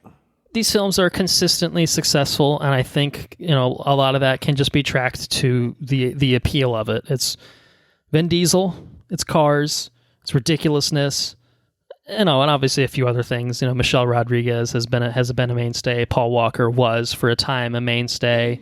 Tyrese, man, even Tyrese, Ludacris, they're really, really fun and charming in these films. Best performance in this, and probably the most consistently great acting, Ludacris. Truly, I'm not joking at all. Ludacris is great in these movies. Like he's the only one who's playing someone very different from like who he actually is, and doing a great job of it. And it feels believable while also still being like, that's Ludacris, like he's been great in these. Yeah. And when it comes down to it, I think, this is probably more in the recommendation territory, but like you know what you're getting into. You know what I mean? Like you know what you're getting with these films. This is exactly what's advertised. It's one of those things, like, honestly, I'm a little surprised they tipped their hand as much as they did with this one in terms of the marketing. I felt like there were a few surprises they probably could have held back, and that like really would have rewarded the long-term fans of the franchise. But, as kind of a Fast and Furious is back, sorry you had to wait an extra year, it was fun. It was really enjoyable. And there was a part of me, I don't know if Anna feels the same way. There was a part of me that was almost a little sad. It was like, shit, we hit the end of the line here. We're like, oh shit, we went through 9 films. Granted, again, we still have Hobbs and Shaw on the back burner somewhere. Not really the same, to be honest. Still entertaining, but not really the same. But yeah, it was just it was a little bittersweet, kind of making it to the end of the road. Obviously, we still have a 10th and 11th entry in this franchise that is expected, that I'm sure will be just as ridiculous and just as insane. But this one, kind of hit the mark. Where it needed to be fun, it was fun. Maybe it was a little over long. It definitely missed The Rock. John Cena was fucking ridiculous and he's a ridiculous man, again, with ridiculous and comical proportions that we've established. But it's fun. I can't be too critical of the substance of it, I guess. You know what I mean? Like, you got to know what you're expecting when you walk into a film like this. And perhaps this one is more ridiculous in some ways than some of the previous films. In other ways, it feels, right in line with what has come before. And so again, that's either going to be for you or it really isn't. I think it's kind of where I would say, so set expectations accordingly. But that's what I'll say for non-spoilers for now. I got a lot of spoiler thoughts, but recommendation-wise, I was a little surprised to hear, Andrew, that it seemed like you enjoyed it as much as you did. So I'll pose the question, I think, to you first. How would you recommend this film? You're again coming from that perspective of I've seen these films, but I see them as they come out. It's not anything I've watched super recently. So where in our five-headed scale of very yes, totally fine, and shithouse would you place F9? I think that this movie, all bias is removed, because I'll eat me up some ridiculous shit, right? From the I just think it's a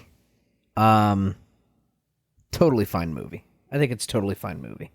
Yeah, I think when Colton and I first talked about it after we saw it, I had certain critiques that I will discuss a little bit more in spoilers, but like really when it comes down to it, like I don't really care. I just thought it was fun, and I have certain expectations going into these movies, and I agreed with Colton that it's not the best in the franchise or anything, but I think at the time I said that I was going to invent a new category for your scale, and that is totally yes, which is like somewhere between totally fine and yes. It's a totally yes movie. Because I think overall, like, yeah, it's totally fine. But there were definitely moments of it in the theater where I was cracking up or like, oh my God, and like having like an audible reaction. And I think that puts it over totally fine, just because it's fun. It is fun. It's very fun. It doesn't, yeah. And so I think in terms of recommendation, like, yeah, maybe it's not a great film, but like, it's fucking fun. It's fun to watch. I think that it would be it would be a slightly better movie if it was a tighter, shorter movie. Right? Like, if you just had, like, consistent, ridiculous shit the entire time, and it was just a bang, bang, bang, bang, okay, we've made it through the movie, that's it, boom, roll the credits. I think I probably would have had more fun with it. But then there was, like, the family stuff was okay, you know what I mean? But I didn't come for the family shit. I just came for some ridiculous shit. You know what I'm saying? And so for me, it extended the movie. It over extended its welcome. I mean, I don't want to sound down on it because I'm not being down. I'm not trying to sound down on it, but the pacing issues is what brought it down for me. It could have been a much tighter, much more enjoyable experience if it were a shorter movie. The pacing was different, so that's why it's a totally fine movie for me. I mean, I agree with Anna. It's not quite a yes. It's probably a little bit above a totally fine. I mean, I think it's probably like, if you're talking about pure enjoyment and like just joy, it's close to a very yes in terms of that. I got somewhere between a yes and a very yes. Like it's a thrill ride. I mean, it's basically just a fucking theme park ride. Is really kind of what it boils down to. I think in terms of just the filmmaking of it, I think I was probably a little disappointed. I think, I thought that a return with Justin Lin behind the camera would bring it back to kind of the higher highs of the franchise. And I think that when he left the franchise is where I felt like the franchise really started to dip a little bit. I guess it swung back up. We can talk about that in a second. But I think I had higher expectations in terms of the content of the film. In terms of the storyline of the film, like the plot, I always expect the set pieces to be ridiculous. Okay, they're bringing Han back from the dead. I'm sure there's some ridiculous story to spin that one, but it didn't feel particularly satisfying. The stuff with John Cena's character wasn't particularly satisfying. It was fine. You know what I mean? It was like fine overall. It was totally fine, I guess, in terms of just really the plot elements boiled down to the essentials. And it's kind of, it's boosted by the ridiculousness and the fun of it. So I think that's kind of why it fits in that I guess the totally yes category, as Anna has now dubbed it. I had a hell of a time with it, but I can acknowledge that, like, It could have been better in many respects. It could have been tighter, as Andrew, acknowledges. It could have been tighter. I just think that it didn't quite hit the mark, unfortunately. But again, you set your expectations accordingly with something like this, especially something like this. 9 movies in, I think people are calibrated to kind of know what to expect. These movies have been fucking ridiculous for like 3 or 4 in a row. They're all kind of in that. It's really about upping the ante is ultimately what it comes down to, right? It's like, all right, you got a big bank heist thing, you're dragging around this vault in Fast 5, and then, I don't even know what the big thing is. It's giant is a 900 million mile long runway at the end, and they're they're bringing this plane down in 6, and then in 7, what was the big thing in 7? I already forgot. Is that Jason the one where the Statham's Rock? Terminator. Is that where the Rock flew across the interstate and landed on the tank? Or landed on the car, jumped off the thing and landed on the thing? Or does that happen in all of them? That might happen in all of them. That's in most of them, probably, to be fair. I don't remember. Wait, which one's Luke Evans? That's 6. Okay, that's 6. So 7...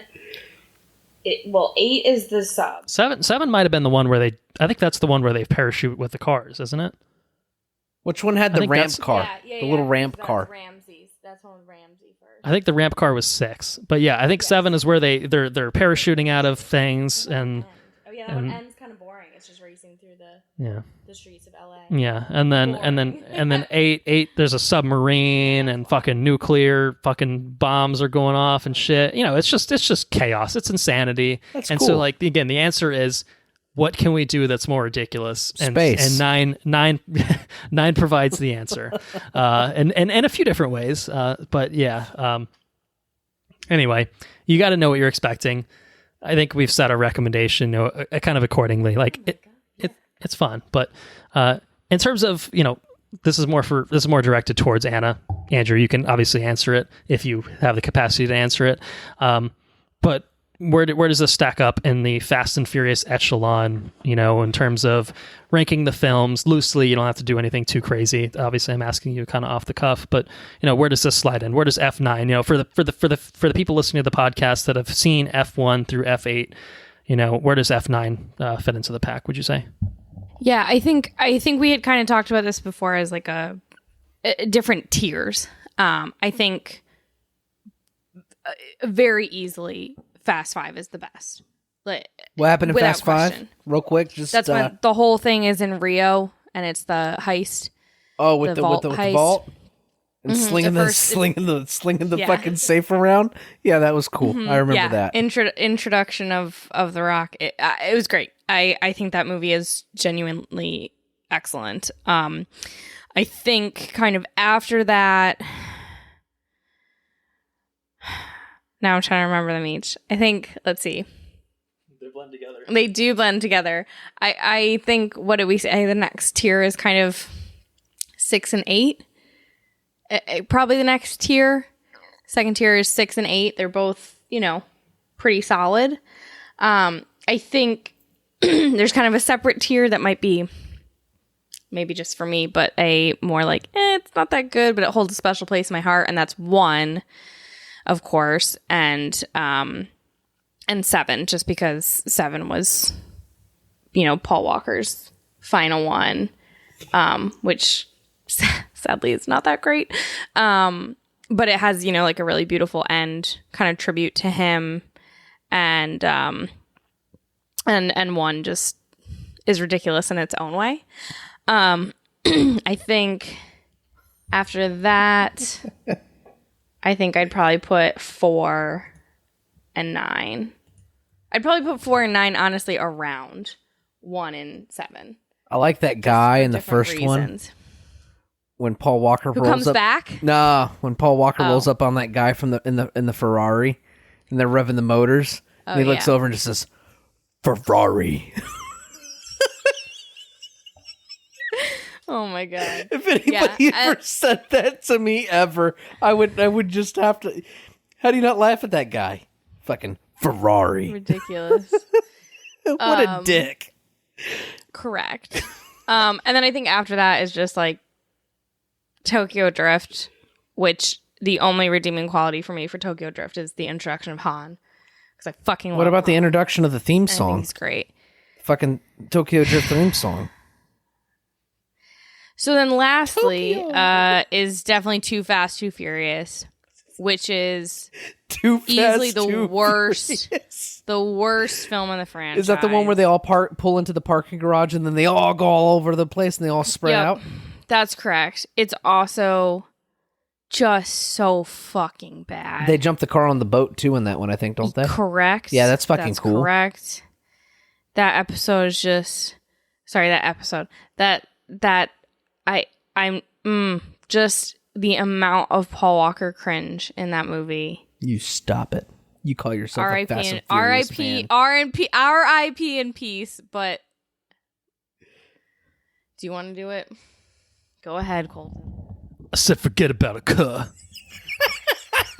That's a real line that Brian says. Fucking Brian. He's not a cop. Oof. But he's still a buster. You want to say it into the mic? Still a buster. That's the best line. That's the best line of the franchise. The other line, though, that I do love is, again, Andrew, what you're saying about, like, you know, walking, they're self-aware, they know they're ridiculous, walking knowing what to expect. That's why The Rock is so good in this, because he's such a, like, humble, chill guy, and he's so fucking ridiculous. My favorite The Rock line in this is when he says, "You know I like my dessert first." I can't. It's so stupid, but also delightful. So yeah, that's my unofficial ranking of the tiers. So I would slot this in the middle tier. I will say I don't know if this. I will ask you for your ranking in a moment, but I don't think this is spoilers because it's definitely in the trailer. But we can talk about maybe more in the spoilers. But I forgot that the funnest part about this movie is their use of magnets. Oh yeah, they're like fucking magnets. That's F9, right? I think Yeah. all of them. I think all of them are like a lot of magnets. I think they used magnets before. No, I don't think they did. No? I think this is the first. Isn't this the first one? Yeah, because then Ramsey. But I don't think funny. I don't think they clearly understand what the fuck magnets do. Oh no, it's nonsense. But everything with the magnets is so fucking good, and It's all hysterical. Also, when Ramsey, and this is in the trailer, so not spoiled, but when Ramsey's like, "This is a bad time to tell you guys that I don't drive," and then she has to drive a truck, and it's fantastic and hilarious. So yeah, it's a little late, but excellent use of magnet ridiculousness. So what's your ranking, Colton? It's on the same lines, honestly, as you.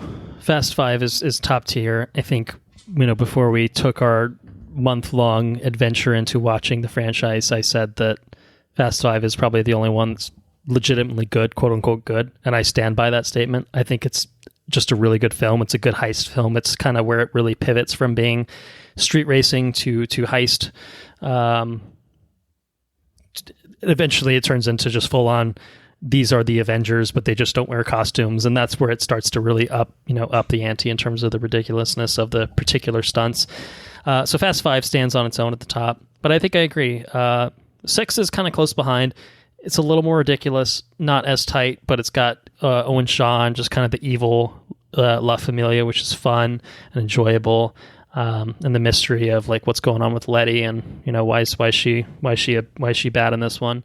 And then I guess on a similar note, Fate of the Furious has Evil Dom, and it's good in the sense that like it's a different angle, it's a different dynamic for the films. It's and especially for that one where that film obviously would be basically Paul Walker versus Vin Diesel. Where he's still around, obviously, to be able to take part in the film. But without, that, if you have, you strip away Vin Diesel and it's like, okay, well then who's left to make, the good guys good? And, you got Michelle Rodriguez kind of filling the void. And then, Tyrese and Ludacris stepping up to the plate. Like I think it makes La Familia step up to the plate in a more interesting way.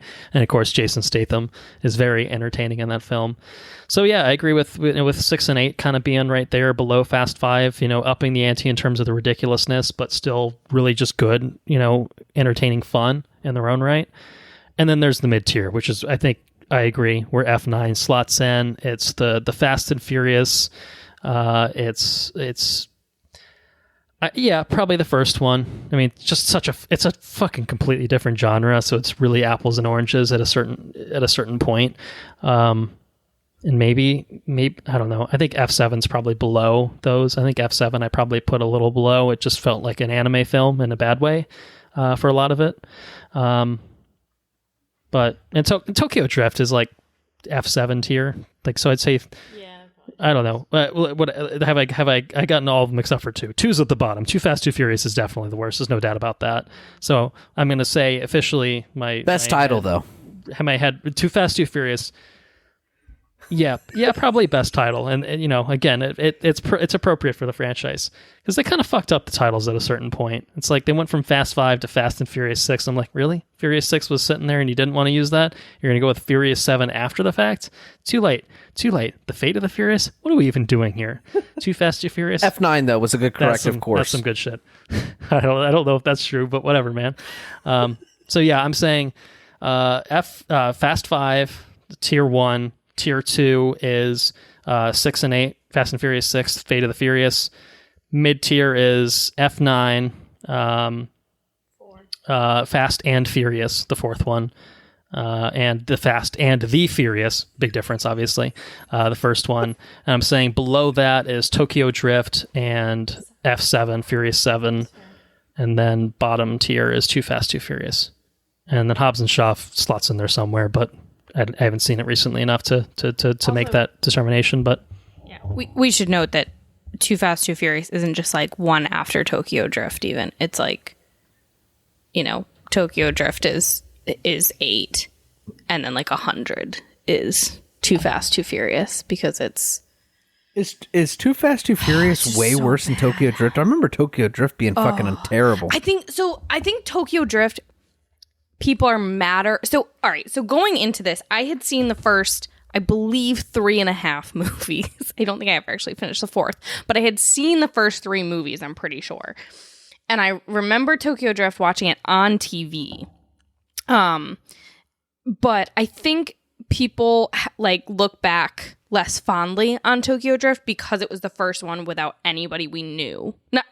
I guess Vin shows up at the end, but nobody from the original cast is in it. Like at least the second one, you had Paul Walker, but the third, Tokyo Drift, it has nobody, and so I think people look back on it in that way. I think, like I said, the only redeeming thing for me is like the introduction of Han and good villains in that movie. I think the biggest problem with that movie is that the protagonist is so fucking annoying. You are not rooting for him, nor his friend, whose name is Twinkie, played by Bow Wow. Oh, yeah, that's right. Fucking Bow Wow. Yeah. Yeah. And the guy who plays the protagonist, what's his name? His name's Sean, but I forget what the actor's name is. Lucas Black. Yeah. Just so bad. Cowboy. Just the accent. Just the. It's so bad. I remember that one being very bad. It is bad in that the protagonist is bad. However, set pieces, cars, story is actually pretty fucking cool. They just a horrible casting of the protagonist and his best friend. Just bad. You're not rooting for them. But I think Han is so fucking fun in it and so great. And you have really cool villains, and you also have a very cool scene, like set piece for the final race. That mountain with all the twisty things. And I think that really showed like what Justin Lin could do. Because that's his first one, right? That's the first one he did. Yeah. So I don't think it goes. Whereas, like, it's worth rewatching Tokyo Drift. Too Fast, Too Furious. I never want to see again. Ooh. Please remind me. I never want to see it again. She says, "Forget about it, cuh." Tokyo Drift. Look, we got to talk about F9 and spoilers momentarily, but Tokyo Drift, I think, absolutely would have been a better film if they didn't feel the need. Like, let's set this film in Tokyo, but let's make sure we have a white guy so that the audiences can really sympathize with him. Because, you know, if it was anything else, they just wouldn't care. Also, let's make him 17. Why? Anyway, Justin Lin, you know, was a proof of concept for him. And anyway, he got a few more jobs after that. He came back for F9, you know, so he figured it out. He figured out how to make the franchise work, and you know, he directed Fast 5. It's the best in the franchise. There's no doubt about it. So anyway, F9's mid tier, but we had fun with it, and now we're going to talk some spoilers for it. I think, if that sounds good. That sounds good. That sounds good. Spoilers for F9. Full spoilers for F9. So Anna, unfortunately, beat me to the punch ever so slightly. But my first word that I was going to utter when we got into spoilers, well, I guess 2 words, was fucking magnets. Because honestly, the magnets brought me so much goddamn joy in this film. They made the film for me. They truly made the film. Like, I have grievances with probably every other aspect of the film. Flashbacks. Too fucking many of them. They sucked John that Cena car ridiculous. all the way through the entire building into the side of the truck. That was the most awesome shit I saw in this film. But no pipes in the building. Nothing comes out of the building. Just a fucking car. It just doesn't make any. No, you know how in I feel like it's in like the Marvel Netflix shows, they like talk about basically like all the bad things that went wrong like after the Battle of New York in the Avengers, and like how much they like really fuck shit up. I feel like we need a show about just all the lives ruined by La Familia, because holy shit, so many people are dead. So like, to be fair, they do seem to limit most of their casualties to like law enforcement and like military members and bad guys. So like, they all signed up for that shit. But like that car coming through a building, civilians are dead. Like people are dead because of crank that. That shit up and 100%. suck up They're dead. So, but goddamn, it was so fun. It was pretty crazy. There was never a time in this film where I was not entertained by the use of magnets. And it was mostly telegraphed, you know what I mean? Like, you knew when like the magnet, like they're about to crank that magnet shit to the max, and I was just anticipating it and loving it as it happened. They flipped that truck on end with the fucking magnets. Oh, just bliss, so just cool. Pure bliss, just watching this all unfold. Fucking magnets. Fucking magnets is what that's my review of F9. F9, fucking magnets. Oh. This is, I don't even know if this belongs in spoilers, but whatever. I just realized, you know, we were talking about different cameos and like good and bad. Oh, Helen Mirren. Every time. Oh, yeah. Fucking delight. Yeah, that was fucking good. love it. My God, that scene was so fun. Well, there was another cameo in this one I think that you enjoyed too, did you not?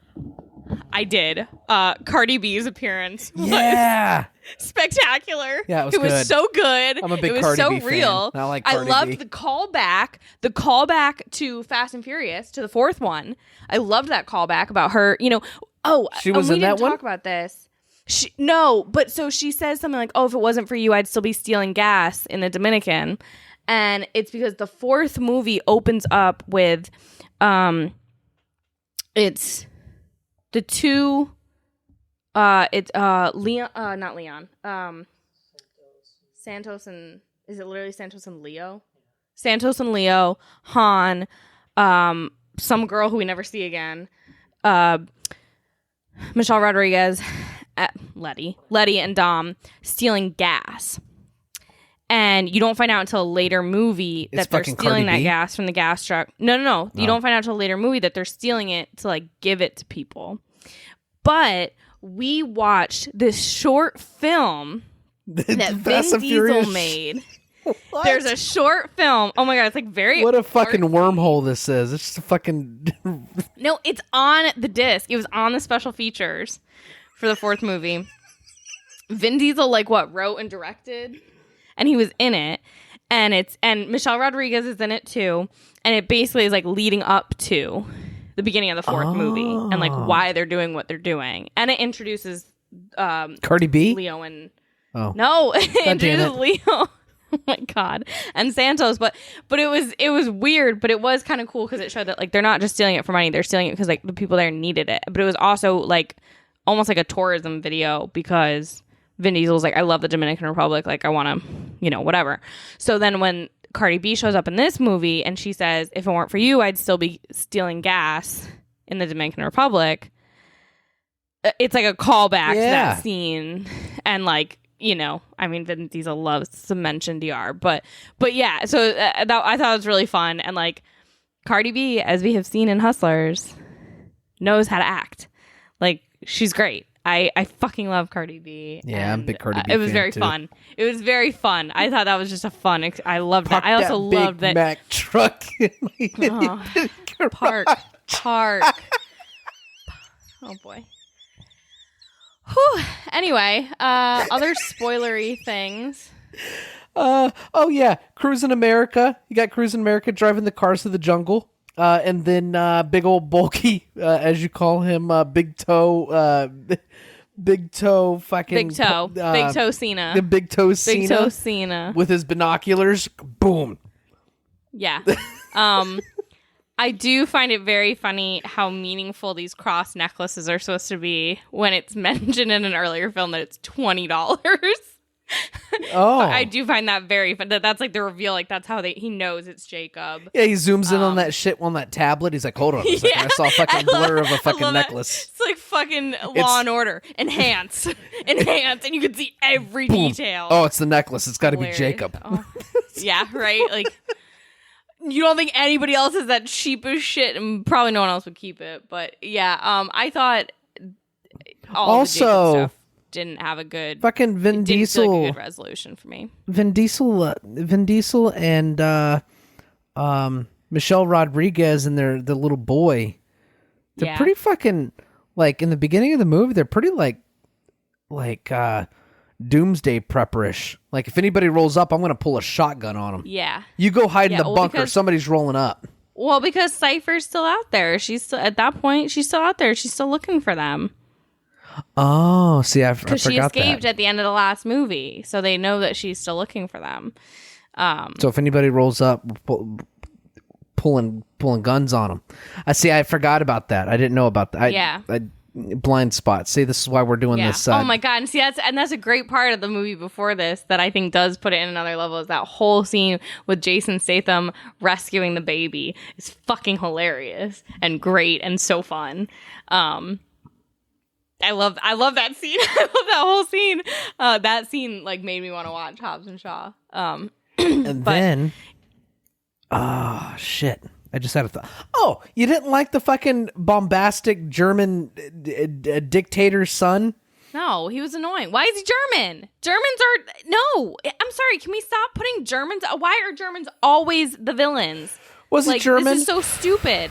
Well, I don't know. Maybe he wasn't actually German, but he sounded like German or Austrian or something like that. Yeah, he's from some little fucking country or something. He doesn't have to be German. Could make sense. Hold on. We're looking him up. Look him up. He's Danish. Fine, he's Danish. As if there would be a dictator in Denmark. Like, fuck out of here. It was just silly. It was just very silly, and he was just very over the top. And I didn't... When this is over, your daddy will be asking you for a payday. You for an allowance. No, for an allowance. I'd like that very much, yes. Yeah. Guy. Absolutely ridiculous. And then I was very disappointed that Cypher didn't actually. I like Cypher's haircut in this movie. Did she have the same haircut in the other movies?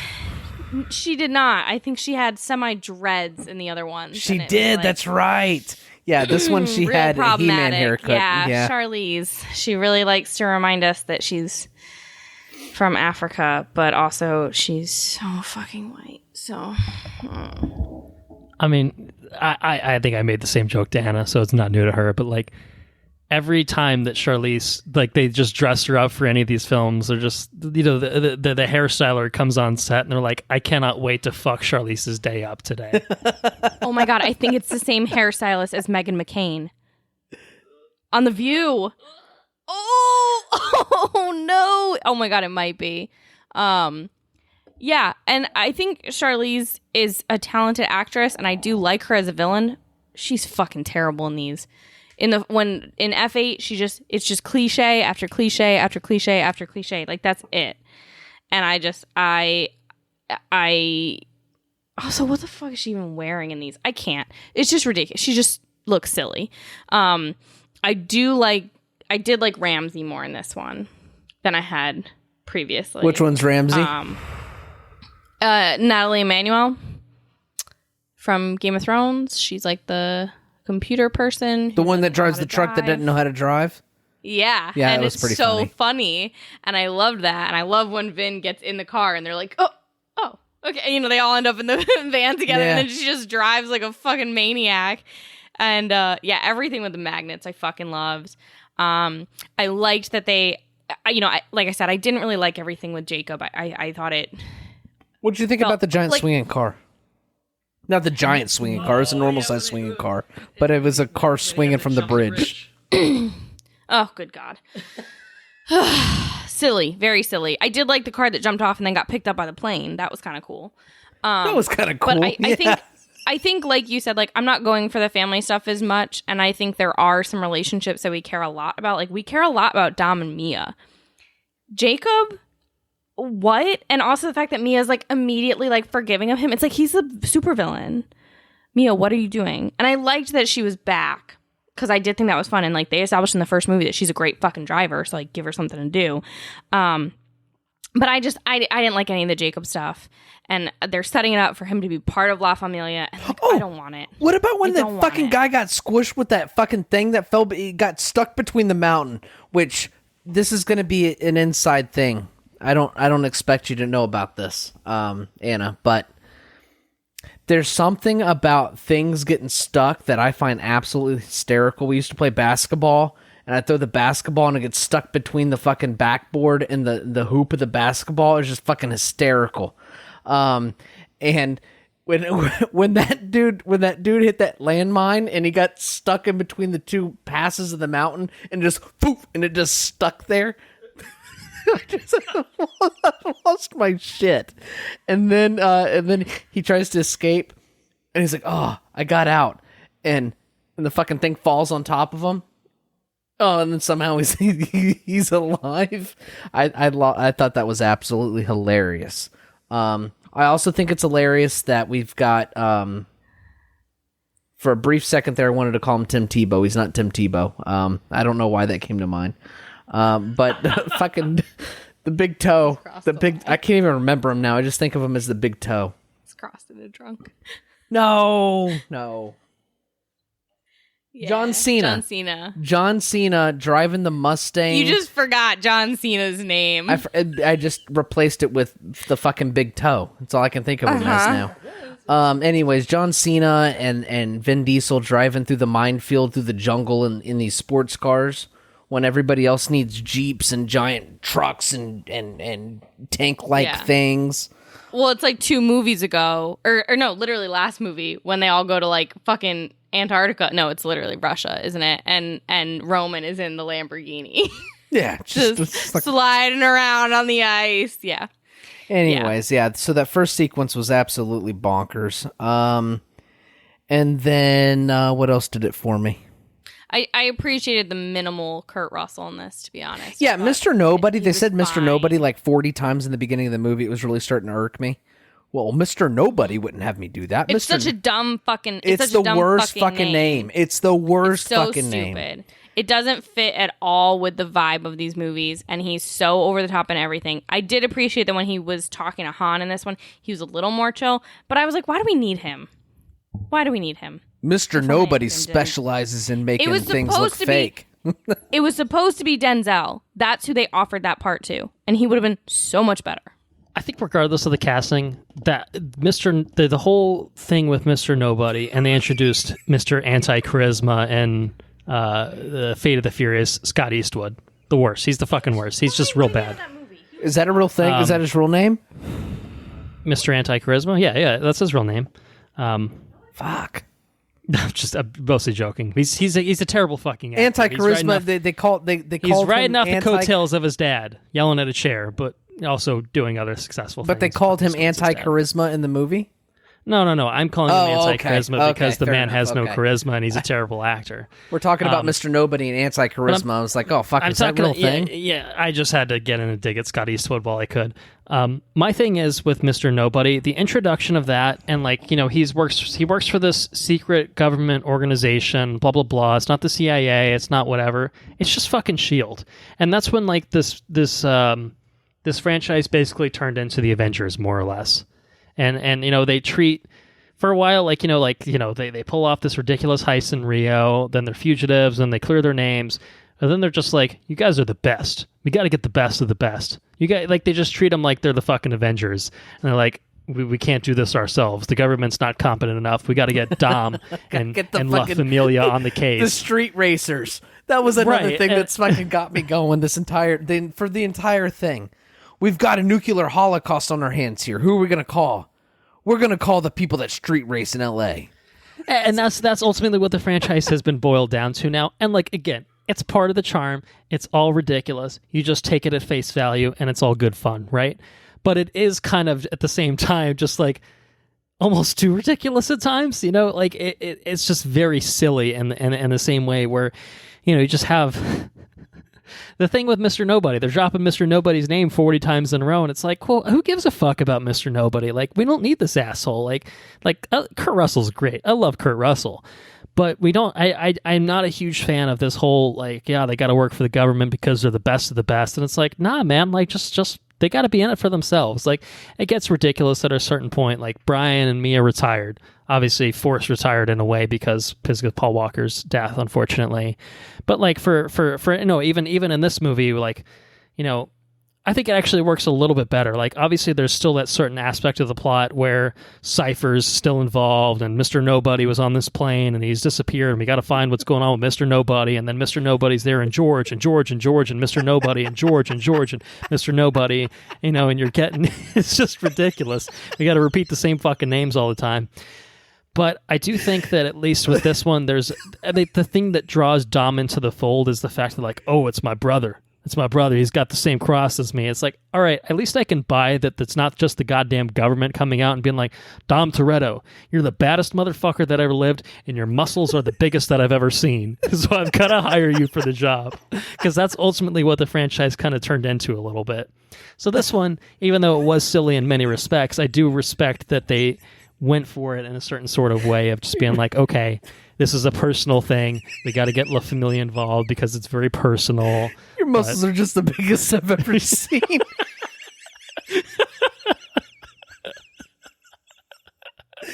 Get that guy. He could save the world. His muscles are the biggest I've ever seen. That's fucking outstanding. That's great. Oh, shit. And you got this giant government conspiracy. They're going to take over, these terrorists are going to take over the entire world, blah, blah, blah, blah. Let's put them in a Pontiac Fiero with a rocket strapped to it instead of giving them like an actual spaceship. Like, give the guys a spaceship. Yes. Well, and also that was their excuse for bringing back Bow Wow, Sean, and some random guy we've never seen before who just is annoying. Which the rocket scientist, but that was the same guy, right? It's definitely the same guy. Who? The cowboy Sean. and and Bow Wow. Yeah, it's Twinkie and Sean are still played by Lucas Black and Bow Wow and Lucas Black respectively. But then that third guy who's just like the nerd, and I was like, are you from Big Bang Theory? Like, I don't know who you are, but you're really annoying. So probably. It was dumb, but it was also, as Colton said, like that. Okay, so supposedly he was in Tokyo Drift. I have no recollection of that. Truly no recollection. Okay. Fine. So it was the crew. It was the crew from the Tokyo Drift. He was, but I had no recollection of him, and he was also just still very annoying. But anyway, we could have. And I also did not. They have endless resources for cars and shit, but we can't give them an actual ship to go up into space and get rid of the fucking thing. Right. Well, and also I just, those guys being at the barbecue at the end, I was very annoyed with because they don't know them. They're not part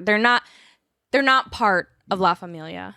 So, And fun also, fact. Lucas Black, what did we decide? Like, only like 5 years supposed to be past. That man's supposed to be like 22. That man is like 40. Yeah, he's lost And a it lot looks of weight. ridiculous. He looked a little His different. ears look even bigger. Wasn't looking good. Dude was not looking good. So I had to pee real bad, and I held it the entire movie. And when I saw it was a barbecue sequence, I fucking got up and left. I didn't see the end of the movie. I left during the barbecue sequence. Oh, it was cute. There's a scene with Letty and wait. So you missed that very end? Yeah, I got up and left. Oh, that's a bummer because it was very cute. It was so Letty's talking to little Brian about like, you know, this is where I met your mom, which was like a nice callback to Elena, like after she'd been murdered. But it was cool at the very end. He's like, all right, you know, Vin is like, all right, I guess it's time for me to say grace. And they go to sit down. Or maybe he's letting little Brian say grace, whatever. But they go to sit down. And he's like, oh, there's one more empty chair. And he kind of turns to Mia and she's like, he's on his way. And then the next shot they show is the blue, I don't know what it is, the blue Toyota. Blue Toyota? No. Blue Mustang? No, it's not a Subaru. Is it? Big blue Mustang? Is it? I feel like he drove a Toyota and something. It's not a Mustang because it's an import because Brian only drives imports. It's Brian. battle. It's Brian. But it's Brian. It's the blue car for like similar to ones he'd been in before. Like Brian drove Supras. Toyota Supras. Thank you. I knew it was a Toyota. But I not? can't. That's what is orange. What is that? Well, I don't know. Whatever. Anyway, that blue, whatever. It's a blue car that's an import, and it's clearly Brian coming, and they show it driving down the street and then pulling into the driveway. So I do really appreciate the way they have like kept Brian alive despite Paul Walker's death. Like I do really appreciate that.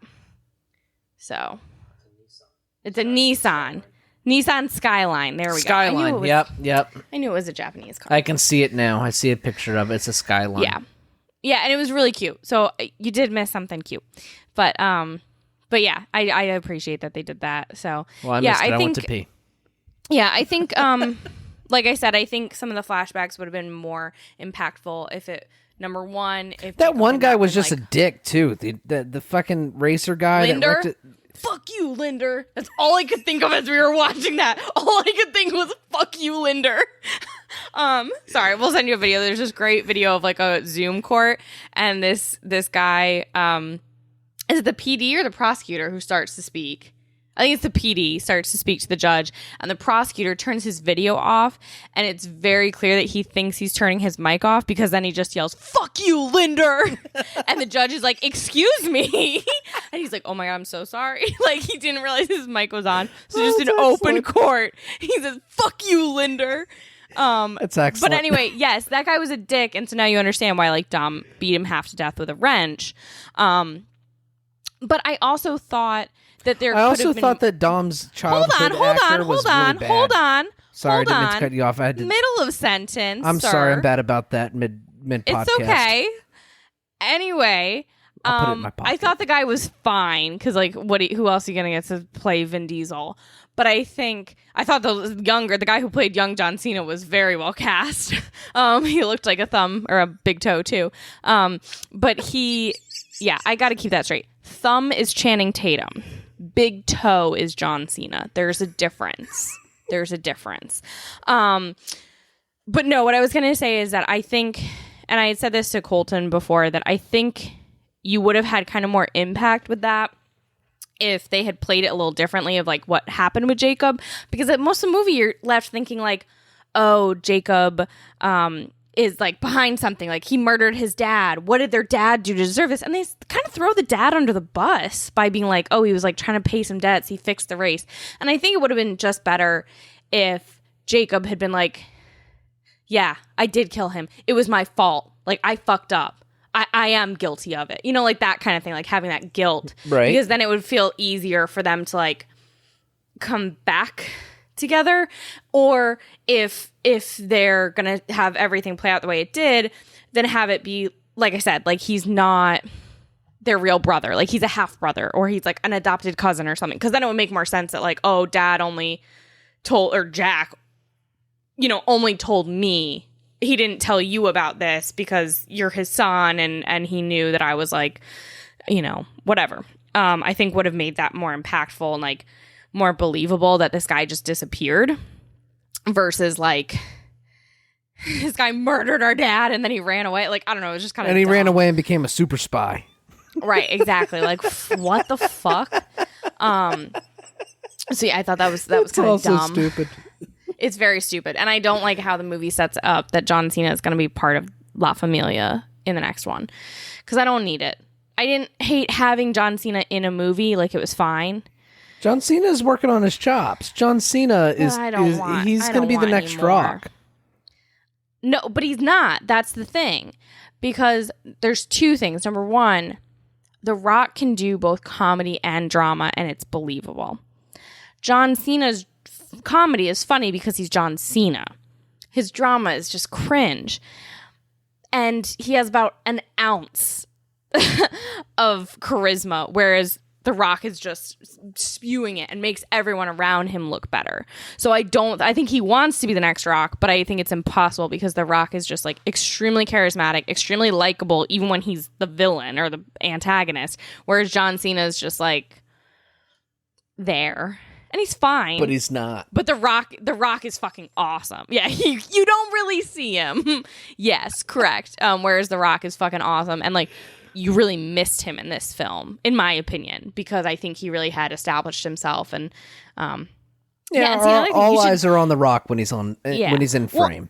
And also, you should never leave during the barbecue scenes, because that's when we get this is actually the best line of the franchise. Which is the end of... It's not F8, is it? It's F6? 6? No, it's later than that, isn't it?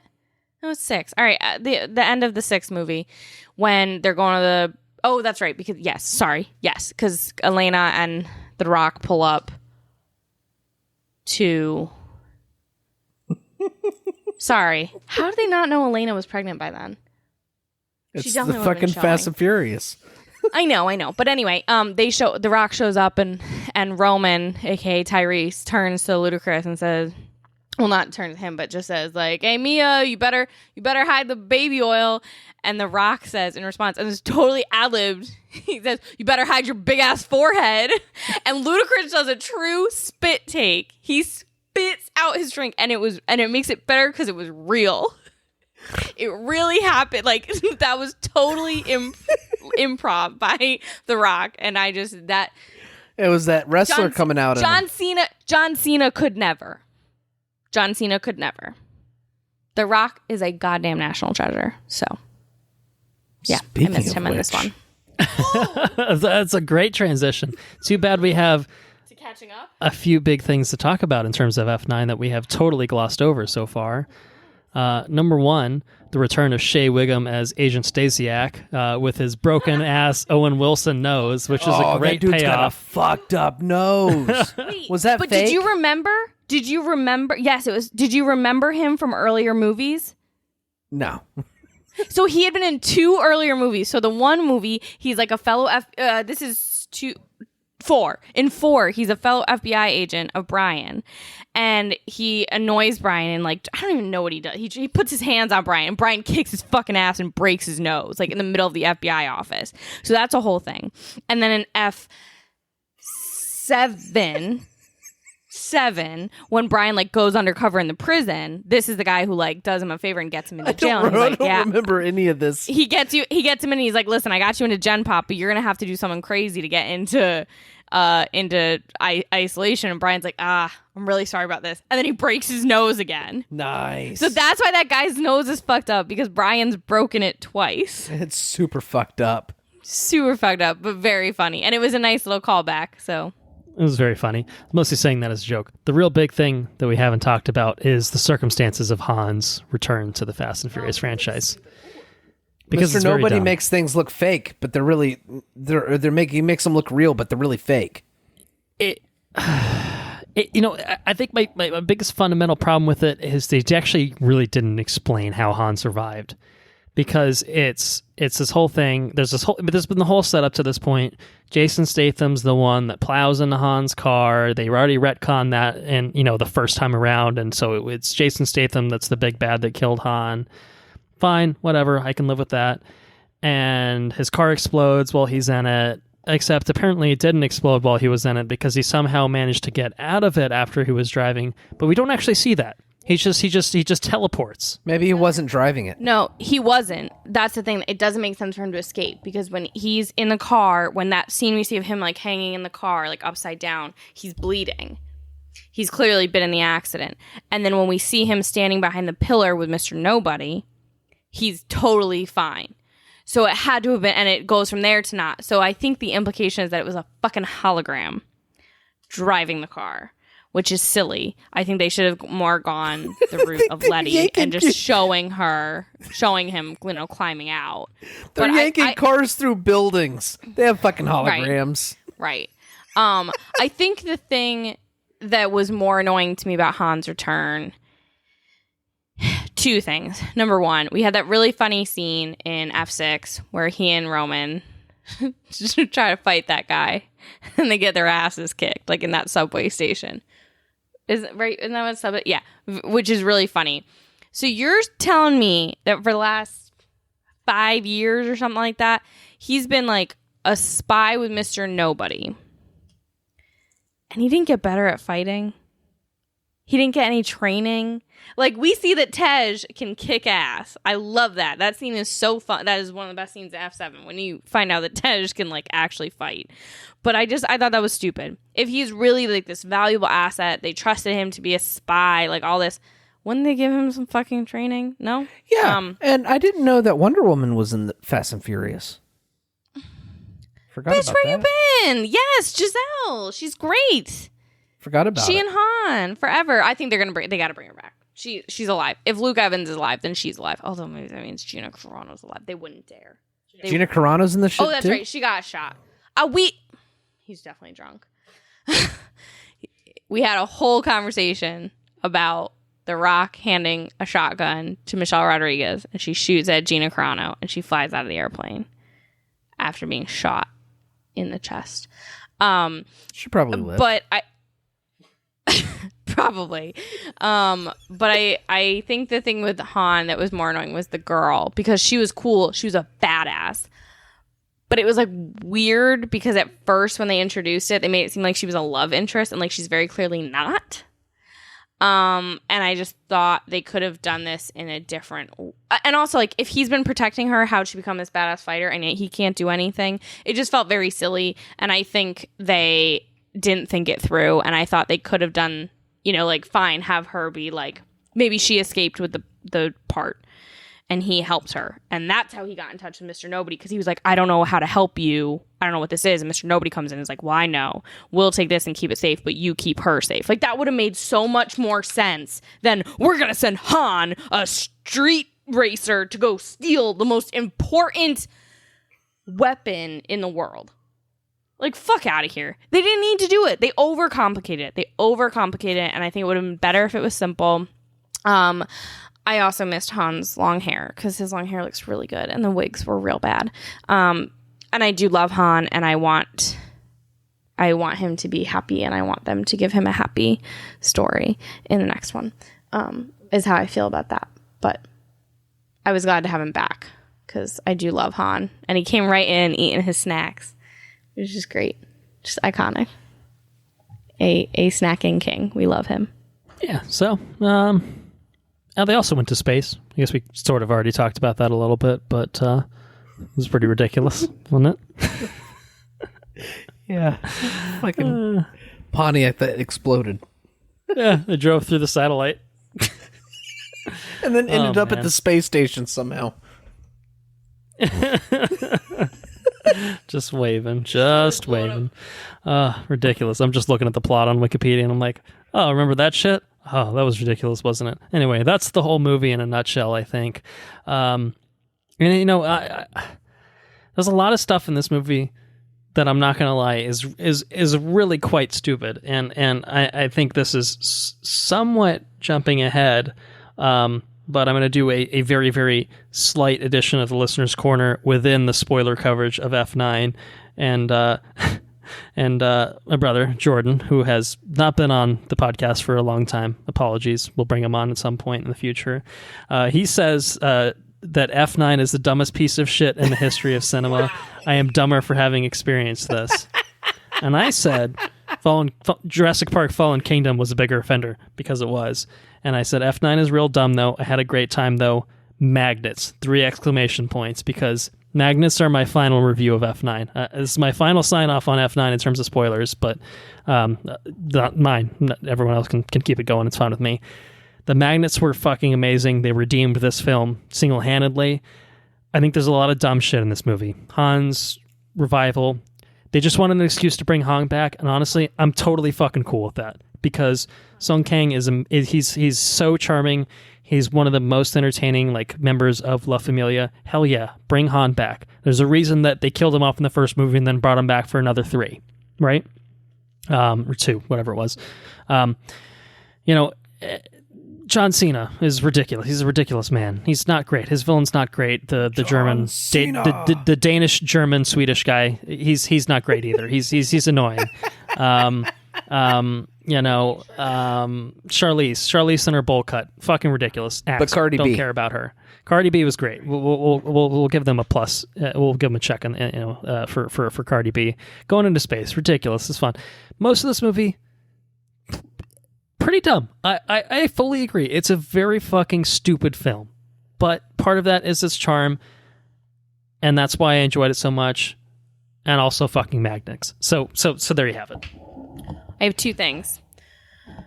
1, the dumbness is made up for with the fun, in my opinion. Number 1. Number 2, I would counter to your brother. Have you seen Too Fast, Too Furious?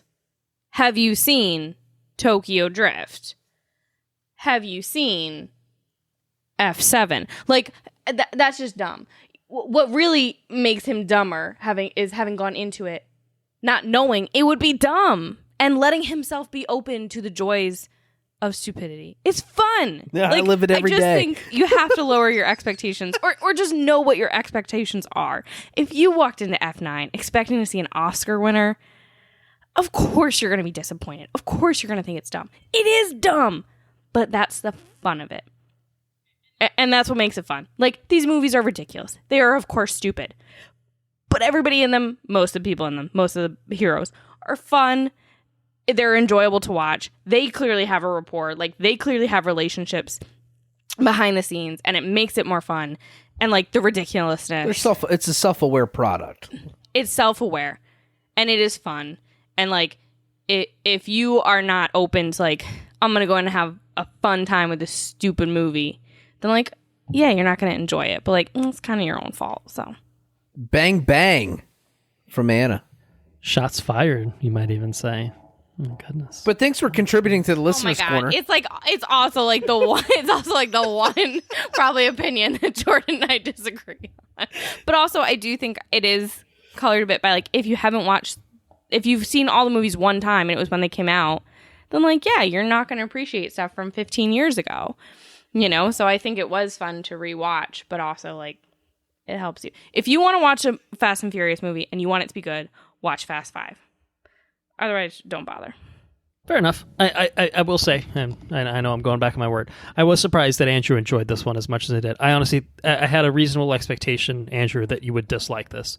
And I think because we've been talking all night long about cool shit.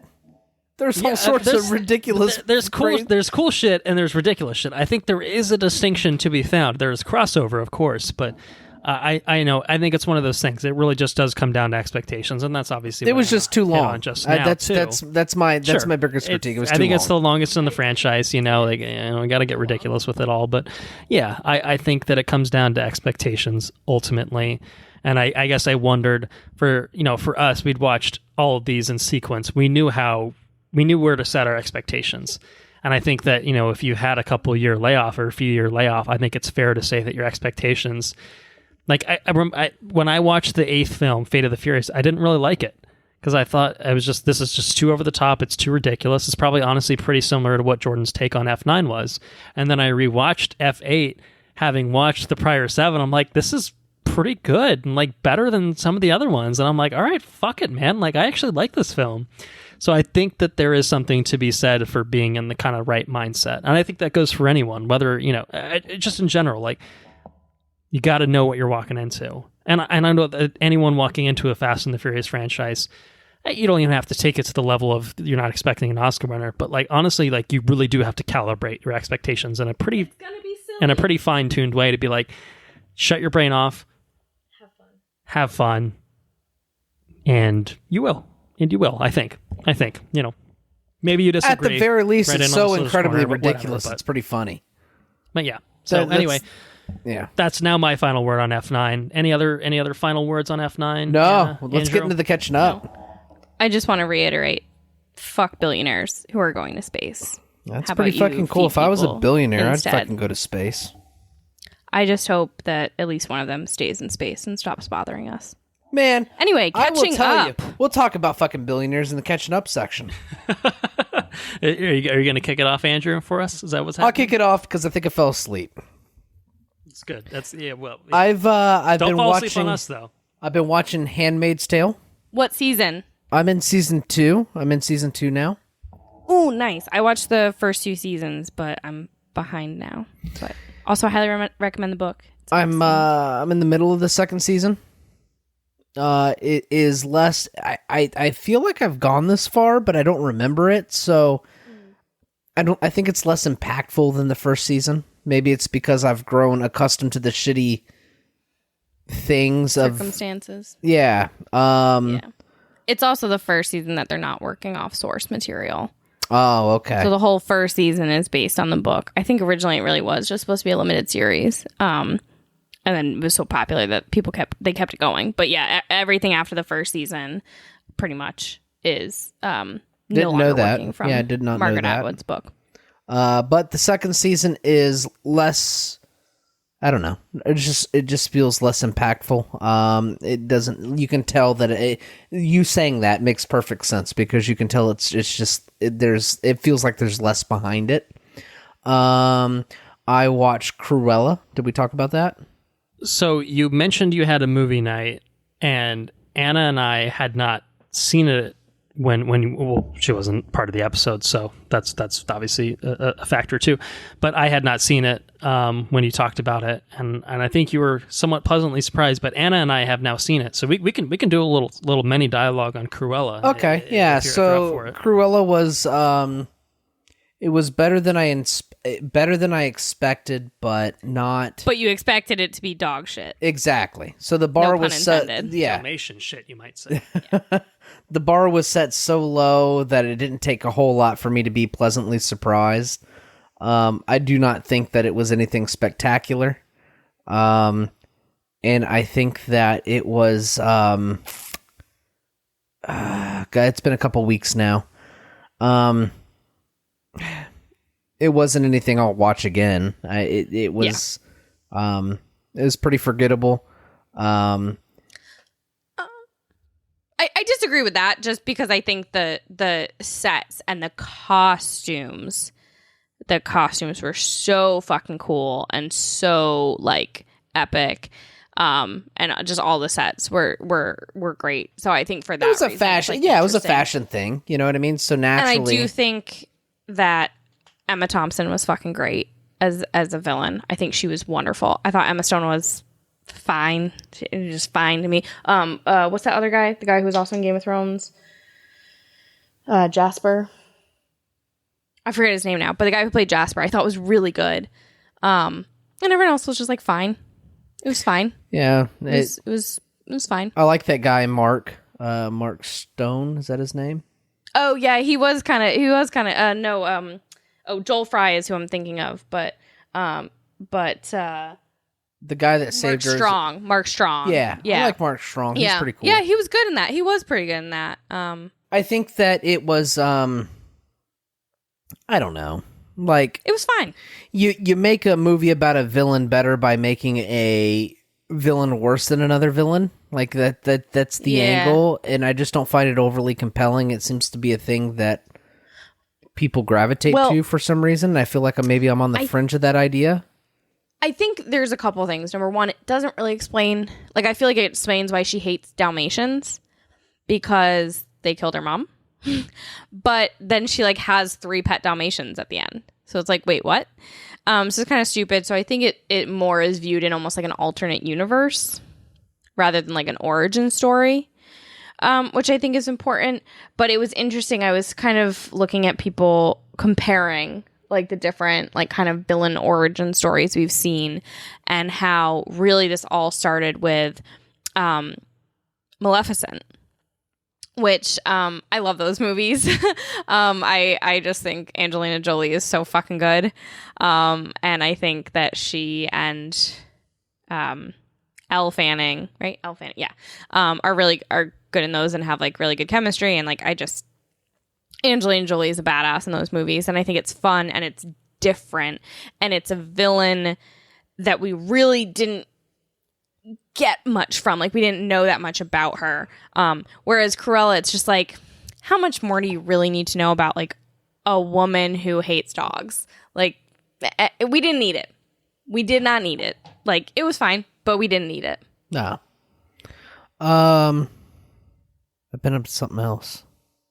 Oh, fucking Loki. Been watching Loki.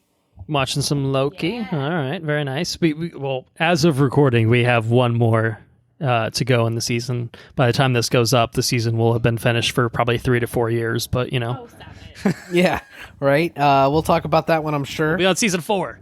I've almost caught up to the animated Star Wars Bad Batch.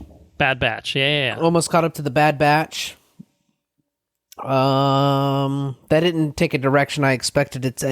I expected there to be more there. The turn that it took, as far as where I'm at, but we'll see where it goes. We're at episode 1 of that season, so we don't know what's going on in Bad Batch at all. Fair enough. Won't talk about it anymore. Bachelorette, most dramatic season ever. Fuck. And I can't quite think if I've been up to anything else, really. You know, it's a shame because I think you texted me just a few days ago, like, you know, I got some stuff to talk about since I fell asleep last time, and Cruella. I feel like you've been up to a few things. I don't know what you've been up to, but fuck. I feel like I watched something. I can't think of it. Well, you guys talk about the shit you've been up to. I'm sure. Well, I mean, the way that there's definitely at least one movie that you've watched that we'll cover probably on the episode after this. So that probably ate up at least 2 hours of your time. Yeah, I did watch Black Widow. I did watch that. I've watched something else though. We'll talk. I'm sure I'll remember it when you guys ponder on it. Interject if need be. But we can talk about what we've been up to. Well, the first things first. We've been up to a lot of bar prep, and it fucking sucks. Okay, that's enough about that. Please don't make me talk about bar prep. It's torture. It's terrible. I do not recommend it. It's a time suck. It's boring, and it's hard. But we've had some fun on our breaks. I think we've discussed on here before that we moved in at the beginning of June to a new apartment that is right across the street from Independence Hall. So there's nothing more fitting for a pair of lawyers. We're a block away from the federal court building. That's a little more. Cool. But we watched on the 4th of July, National Treasure, which is one of my. I've definitely talked about that on this podcast. That's a classic. It's my guilty pleasure, and I love it, even though it's dumb. It's another one. Got to go in ready for the dumb. It's fun. No, and we ended up watching the second one too, which it's not dumb. I had seen both. Oh, it's so fun. It's so fun. I love them. Nick Cage is ridiculous. Yeah, it's great. But you had not seen the second one before, had you? I definitely never seen the second one. Is that the one where they go into Mount Rushmore? Yeah. The first one, good shit. If I have seen the first one, it had been a very long time, which is to say that I didn't really remember, other than like we're going to seal the Declaration of Independence. Like I think my memories of the first one are probably just colored by the fact that I saw the trailer. Which is to say, like, again, I don't know if I saw the first one at all, but I've now seen National Treasure and National Treasure Book of Secrets. Yeah, which good I think is the name of the movie. That's it. Yeah, that's definitely it, dude. Well, what I'll say, and this is really more Anna's turf, to be fair. I enjoyed them. Nicolas Cage, fucking ridiculous. His hair, absolutely ridiculous in the second one. Like, bad in the first one, but like, what is going on with your head, my dude, in the second one? Territory. Diane Kruger is good in these. Justin Bartha, who's what's his character's name? Riley's fun. Riley's great. Fun. He's great in both of them. For me, he's Doug from The Hangover. That's my frame of reference, unfortunately.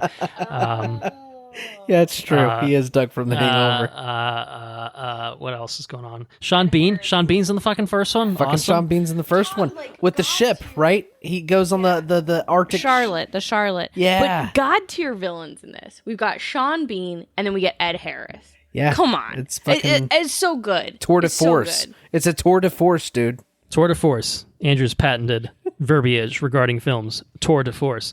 What I will say is, honestly, they scratched an itch, because I know you guys have talked about this, and I've kind of just been sitting over here like third party, like, oh, I'm just third wheeling it over here with the National Treasure franchise. I don't really get it. Whatever. I don't really get it.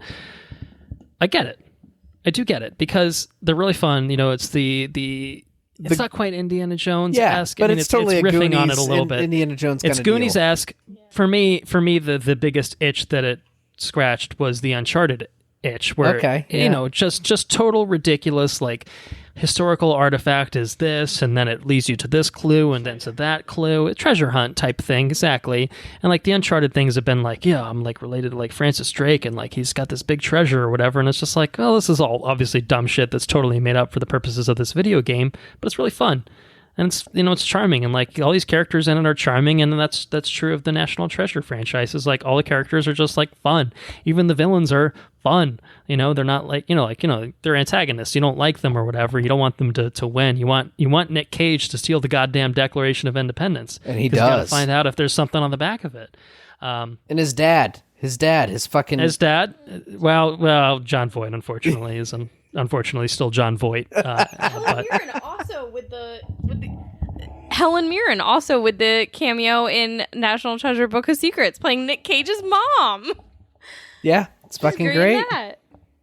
Oh, delightful. It's like, Nick, you can't just steal the Declaration of Independence. You can't just do that. I'm gonna fucking steal it.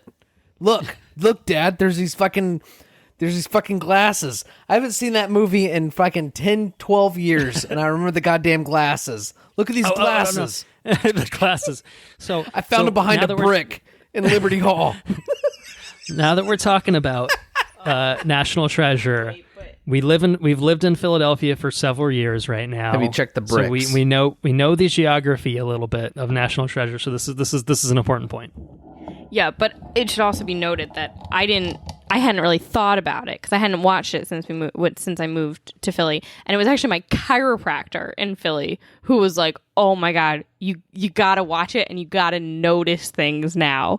And so one of the things that we noticed is, and he had told me about this, so they're they filmed a lot of it on location. On location, set, yeah. Thank you. On location, like in Penn's Hall, at where the Liberty Bell is held, which is across the street. That's so fucking cool. And one of the things that happens is when they're running away from, Sean Bean and his goons from Independence Hall, they split up and they run, Nick Cage runs wherever, and then the other two run to Reading Terminal Market. Oh, okay. Our apartment does appear in it. You can see our apartment building in the background, which is very cool. That is cool. But they run from Independence Hall to Reading Terminal Market, which is like, I think we looked it up, and it's like a 15-minute walk.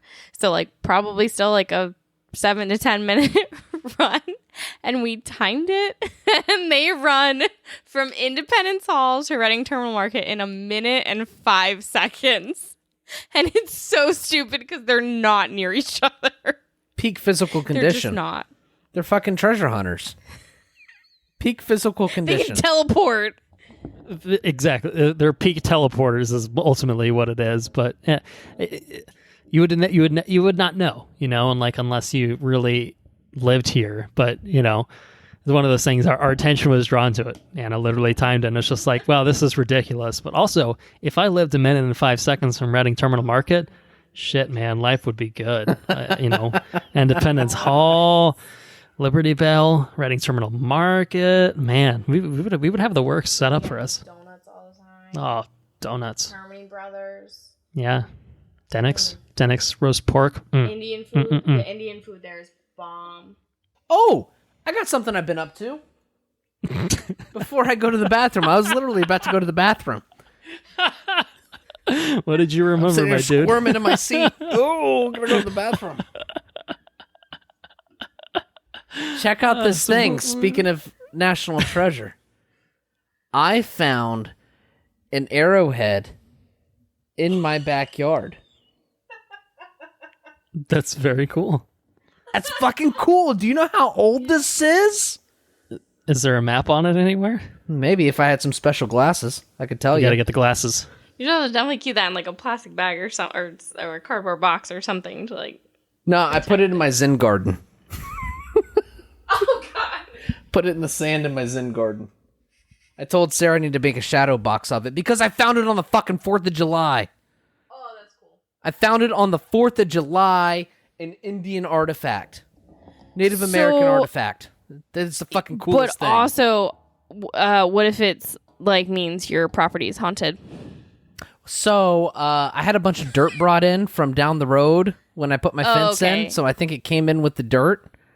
Oh, okay, fair. And then we had some storms and shit, and it had some washout. I've been trying to keep my fence right, Gotcha. and it was just fucking sitting Such there. a homeowner. It was just fucking sitting Wild. there. In the fucking God. dirt in my backyard. Fucking facing the sun. Nice. It was cool as shit. Indian artifact in my backyard. It'll never, ever, ever, ever happen again. The chances of that happening ever again is just someone from hundreds of years ago fucking pounded this thing out to hunt antelope or defend their family or whatever. Who knows? Lots of antelope around you. Maybe not. Maybe not antelope. Did I say antelope? I did not mean antelope. I meant fucking deer or boar or whatever the fuck was there. Deer. There could have been antelope. It could have been. Maybe this is so old it came from like not fucking. Nick Cage. Nick Cage would know, but Yeah, and it's fucking cool, dude.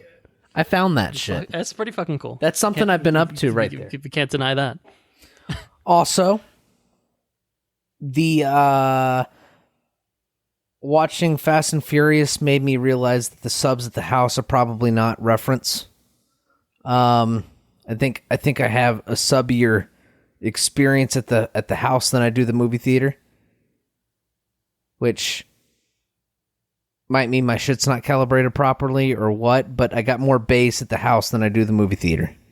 Well, you talked about getting the like some sort of group on Facebook or something like that to like calibrate it. Did you ever end up doing that? Not yet, no. So there's a thing I need called a mini DSP. And what it does is there's two outputs on the back of my AVR. It takes both of those outputs and separates the signal out. You hook a computer up into this box, and it separates that signal out to however many subs you have. So I have 3 subs. So I would need a 4 by or whatever they call it, but it's got 4 sub outputs to it. And then you can manually adjust each subwoofer accordingly to level out your levels and stuff. So Okay. anyway, so I got a bassier thing, which is cool because you could feel it. We watched God damn it, I watched something. There's something on the tip of my tongue. You guys keep telling me what you guys been up to. I'll figure out what I watched. So, I mean, besides National Treasure and Cruella, which we talked about, I'll add my 2 cents on Cruella briefly. I enjoyed it. Far better than I expected it to be. Didn't need it. We A-listed it. That was the perfect way to watch it. And Emma Thompson was indeed great. Emma Stone was... I enjoyed her, but Emma Thompson was great. Just Emma Thompson. Yeah. But besides those things, National Treasures, multiple, plural, we've been watching a lot of Chuck. We've been watching the other Yvonne Strahovski show, the one that's a lot more fun, correct. and not nearly as depressing as The Handmaid's Tale. Yeah. Plus, Yvonne Strahovski, not a villain in this one. Chuck is definitely counted among my top 3 favorite shows. I love Chuck. I have seen it all the way through a few times, but it's been a while since I was college the last time I watched it all the way through. And when we started dating, we started talking about like our favorite shows, and it was then that Colton said Mad Men, and I had never finished Mad Men. I had gotten the beginning of the 5th season or something. And so I went back and started watching it. And at that time, he started watching Chuck because he hadn't watched any of it. And he got through almost through basically through the first season, and then had stopped watching it and taken a break. And so I think technically before we moved, we started watching it again, and I started watching it with him. Which has been really fun. And so we finished season 2, and now we're a few episodes into season 3. And it's nice because I think, especially during bar prep, if I got sucked into a new TV show, it would probably be bad if I watched it all day. And this is nice because I've seen it before, so it doesn't pull me in, but also it's a comfort show since I've seen it so many times. It's very much a comfort show for me, but it's also fun watching it with Colton, who hasn't seen it before. Yeah, it's good fun. Zachary Levi, who plays Chuck, I think he's delightful, even though Chuck is a big old dummy-dumb in many episodes. But I know we talked about the show, I guess, a couple times on the podcast before. It's just very entertaining. Season 2 was really great. Season 3, I'm worried, is probably not going to live up to what Season 2 did, I think, because they... it's kind of one of those shows. It's a little procedural in terms of how each episode is structured, and it felt like they really needed to get a status quo type thing set up, and so it kind of felt like they had to go back on a lot of what season 2 ultimately dealt with, I guess, in terms of its plot elements. But it's still fun. Everyone's very, very charming. The humor is very on point. It's just a very funny and entertaining show. But I enjoy it. It's even though I haven't seen it before, it's comfort food for me. Where it's nice as the respite from the other things that I'm doing with my life right now. To be vague, it's good. I enjoy it. I recommend Chuck. It's all streaming on Amazon. I guess for the record, I don't know if I've mentioned that before. I had the first 2 seasons on Blu-ray. It's not a pretty show, I wouldn't say. I think it was shot on some subpar cameras, and so it looks a bit assy in high definition, but it's good. It holds up. It does. It's now, I guess, a decade old roughly, which is kind of crazy. You can really tell because a lot of the show is set in a Buy More, which is like a Best Buy-esque retail store, and a lot of the electronics are wow, that's some old shit. That's fully just a PlayStation 3 on being sold in a retail store right now. But yeah, it's good. I'm enjoying it. I recommend it. And certainly if you like Yvonne Strahovski and you're getting fucking depressed as shit by The Handmaid's Tale and you want her to be in a more positive, uplifting role, Chuck is there for you. And apparently the Tomorrow War is very popular on Amazon too, and I don't know if it's any good. I haven't watched it yet, but it's been streamed by a lot of households or whatever, so apparently people are loving it or some shit. We talked about it on the last episode. I wasn't too kind toward it, but I'll watch it at some point, I guess. It's also got Chris Pratt in it, so So I realized the thing that I've been meaning to tell you that I watched. What have you been up to? And by the way, I had to go into my Netflix account to see what I had watched, and the Resident Evil thing is that you found the Resident Evil show is out now. The animated Resident Evil show that they were coming out with. I don't know anything about this. There's an animated one? Yeah, I think is it 3D animated? Yeah, I think we talked about it once before. What's it called? I don't remember. Shit, I've already lost it. Resident Evil Damnation Infinite. That's it. Infinite? Is that really it? I think that's it. Resident evil. Here we go. I'll find it again. So anyway, you've been watching it. Yeah. No, I haven't been watching that. What I've been it's Resident Evil Infinite Darkness is what it's called. Infinite something. Yeah. Anyways, but it's an animated thing, and it got me. It triggered it. I meant to talk about it last week. I watched. It's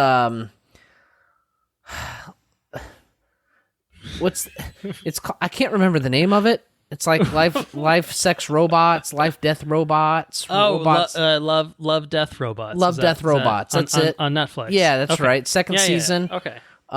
We got there eventually. Watched it. There is some. You had already you watched the first season. I watched the first season. It's a real brisk watch. You could watch both seasons in probably like the span of like 2 hours or whatever. I don't know, but there's some beautiful animation that came from that show. Beautiful animation. Really, really cool art directions. Okay. Pretty compelling stories. I would say some of them are more compelling than others. But little animated shorts about, technology and like far scoping and far reaching things and like the implications of those things and stuff. It's almost like a Dark Mirror, Black Mirror, whatever. But with like animated stuff. 4 or 5 episodes. Pretty short, pretty brisk. But really, some of the episodes are really beautifully done. Watched it. I should have talked about it last episode, but I think I fell asleep. And obviously, I couldn't remember the name of the show or anything else. But I did watch that, and that was cool. So I'm up to date on that, and it's something I watched before. Yeah, cool stuff. Anyways, that's it. That's all I got. I think, Anna, is there anything else that we've been up to that I did not prepare for our list that you can think of? Oh, Lightning fucking won. Lightning strikes twice. Nikita Kucherov gives a ridiculously awesome fucking press interview, by the way. That man has not been sober since they won. No, I don't think I also don't think he slept. He also did it the cup. Based on the photos I've seen. Did you see the dinner cup? They fucking broke the cup. Was that Cooch that did it? I don't know who broke the cup.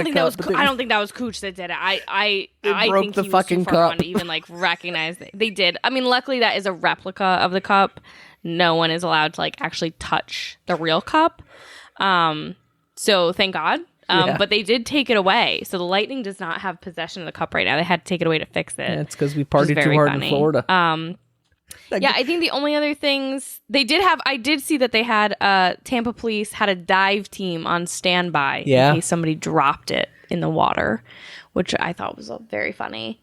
I think the only other things we really had watched were, like I think Colton mentioned Loki, and we also went and saw Black Widow in theaters. And then we watched the Home Run Derby yesterday. Oh yeah, which I was watching Bachelorette really yesterday, so I didn't. Oh. I did see that on Hulu, and I said, no, I don't want to watch that. I want to watch. I had never Bachelorette. watched the Home Run Derby before, and it was really fun. It was a little disappointing because from the very get-go, my least favorite guy, he won, and I didn't like him. He's Pete Alonso. He's a cocky bastard. Well, he won, so maybe it's well-placed cockiness. No, but he wasn't. He was like a villain. He felt like a villain, especially because the guy he beat was the guy who was diagnosed a year ago or something with stage 3 colon cancer, and he got treatment. He beat it, and he came lost here and kicked ass. By a little bit, but his win was more impressive. The other thing is that this guy who won the Derby, that's his whole life because he hasn't been very good, right?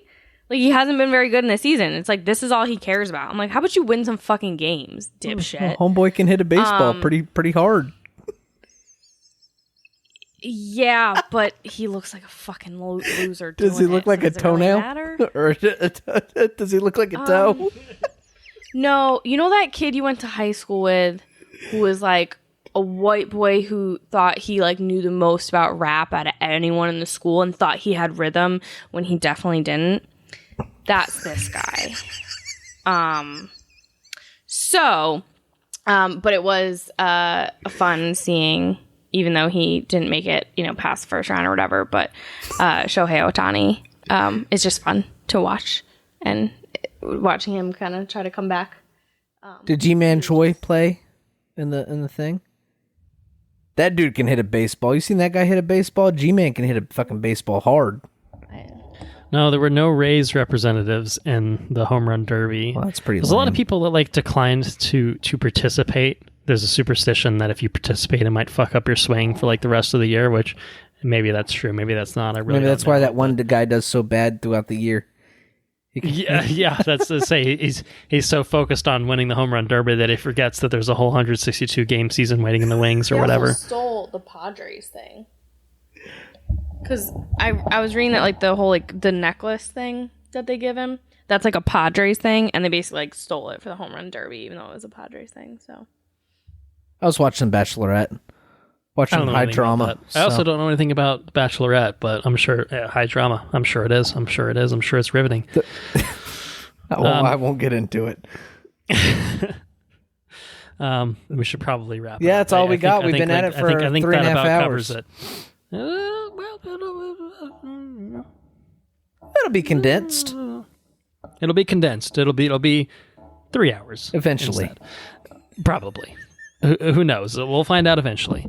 I think let's go ahead and call it there. Thank you all for listening. If you enjoyed what you heard, please spread the word. If you want to support us on Patreon, patreon.com/watchreviewrepeat is best for getting early access to our episodes, which is really, really great, I must say, in the month of July when editing falls by the wayside. So if you want to be the first to listen to everything, we put them up on Patreon, usually within a day or two.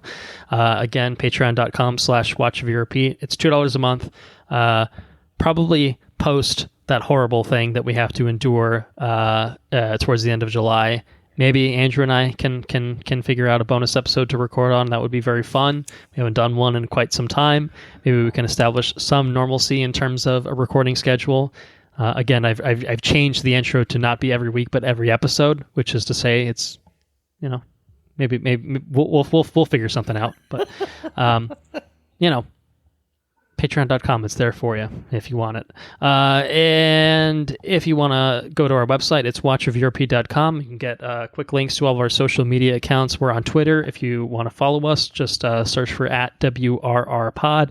Otherwise, you can like us on Facebook just by searching for Watch Review Repeat and liking our page that way. Questions, comments, suggestions, well, I guess you can text them to me if you happen to have my phone number and you happen to be related to me. It works out well. You might have it incidentally. But otherwise, if you want to send any questions, comments, and suggestions, watchreviewrepeat@gmail.com. We'd be happy to have a more extended version of the Listener's Corner. If you've watched F9, or if you've watched really anything that's come out recently that we haven't had a chance to talk about or will be talking about in the future. Black Widow is out. Loki's going to be wrapped up very shortly. It'll absolutely be wrapped up by the time this episode goes up. Luca, if you've seen Luca, let us know about Luca. Quiet Place Part 2 is up on Paramount Plus again, so that's another one there. But yeah, watchreviewrepeat@gmail.com. Intro and outro track, Mechanolith by Kevin MacLeod, licensed under the Creative Commons by Attribution 3.0 license. And before we tee up our next episode, this is the time where I say a very big thank you to Anna Mattis for joining us, talking about La Familia on our F9 episode. Again, La Familia, talking about La Familia. Couldn't ask for anything better. She loves it. She's sighing. Maybe you picked that up. Maybe the mic picked that up. Maybe it didn't. She was sighing. I'm just narrating it at this point. But thank you so much for having. No, that's not right. Thank you so much for being on. That's my part. Thanks for having me. I had a few beers. This is the first time I've drank in weeks. A while. A while. So we're having a good time, and we appreciate the break from again that other thing that we've been up to. So yeah, I think that is it. Next episode we will be talking Black Widow. Oh my god, it finally came out, and I think we've all seen it. So it'll be fun to talk about, and I'm excited to talk about it. Lots of things to say about it. So talk about it soon. We will talk about it soon. Andrew, what do you got for the listeners? Take them out. Take care now. Bye-bye then. Laters on the Menjay. Fuck you, Hans Zimmer, and fuck billionaires who spend their money on space field trips instead of on feeding people, housing people, and paying their taxes. Oh, we never even got into fucking space travel. We'll talk about that later. Yeah, forget about it, cuh.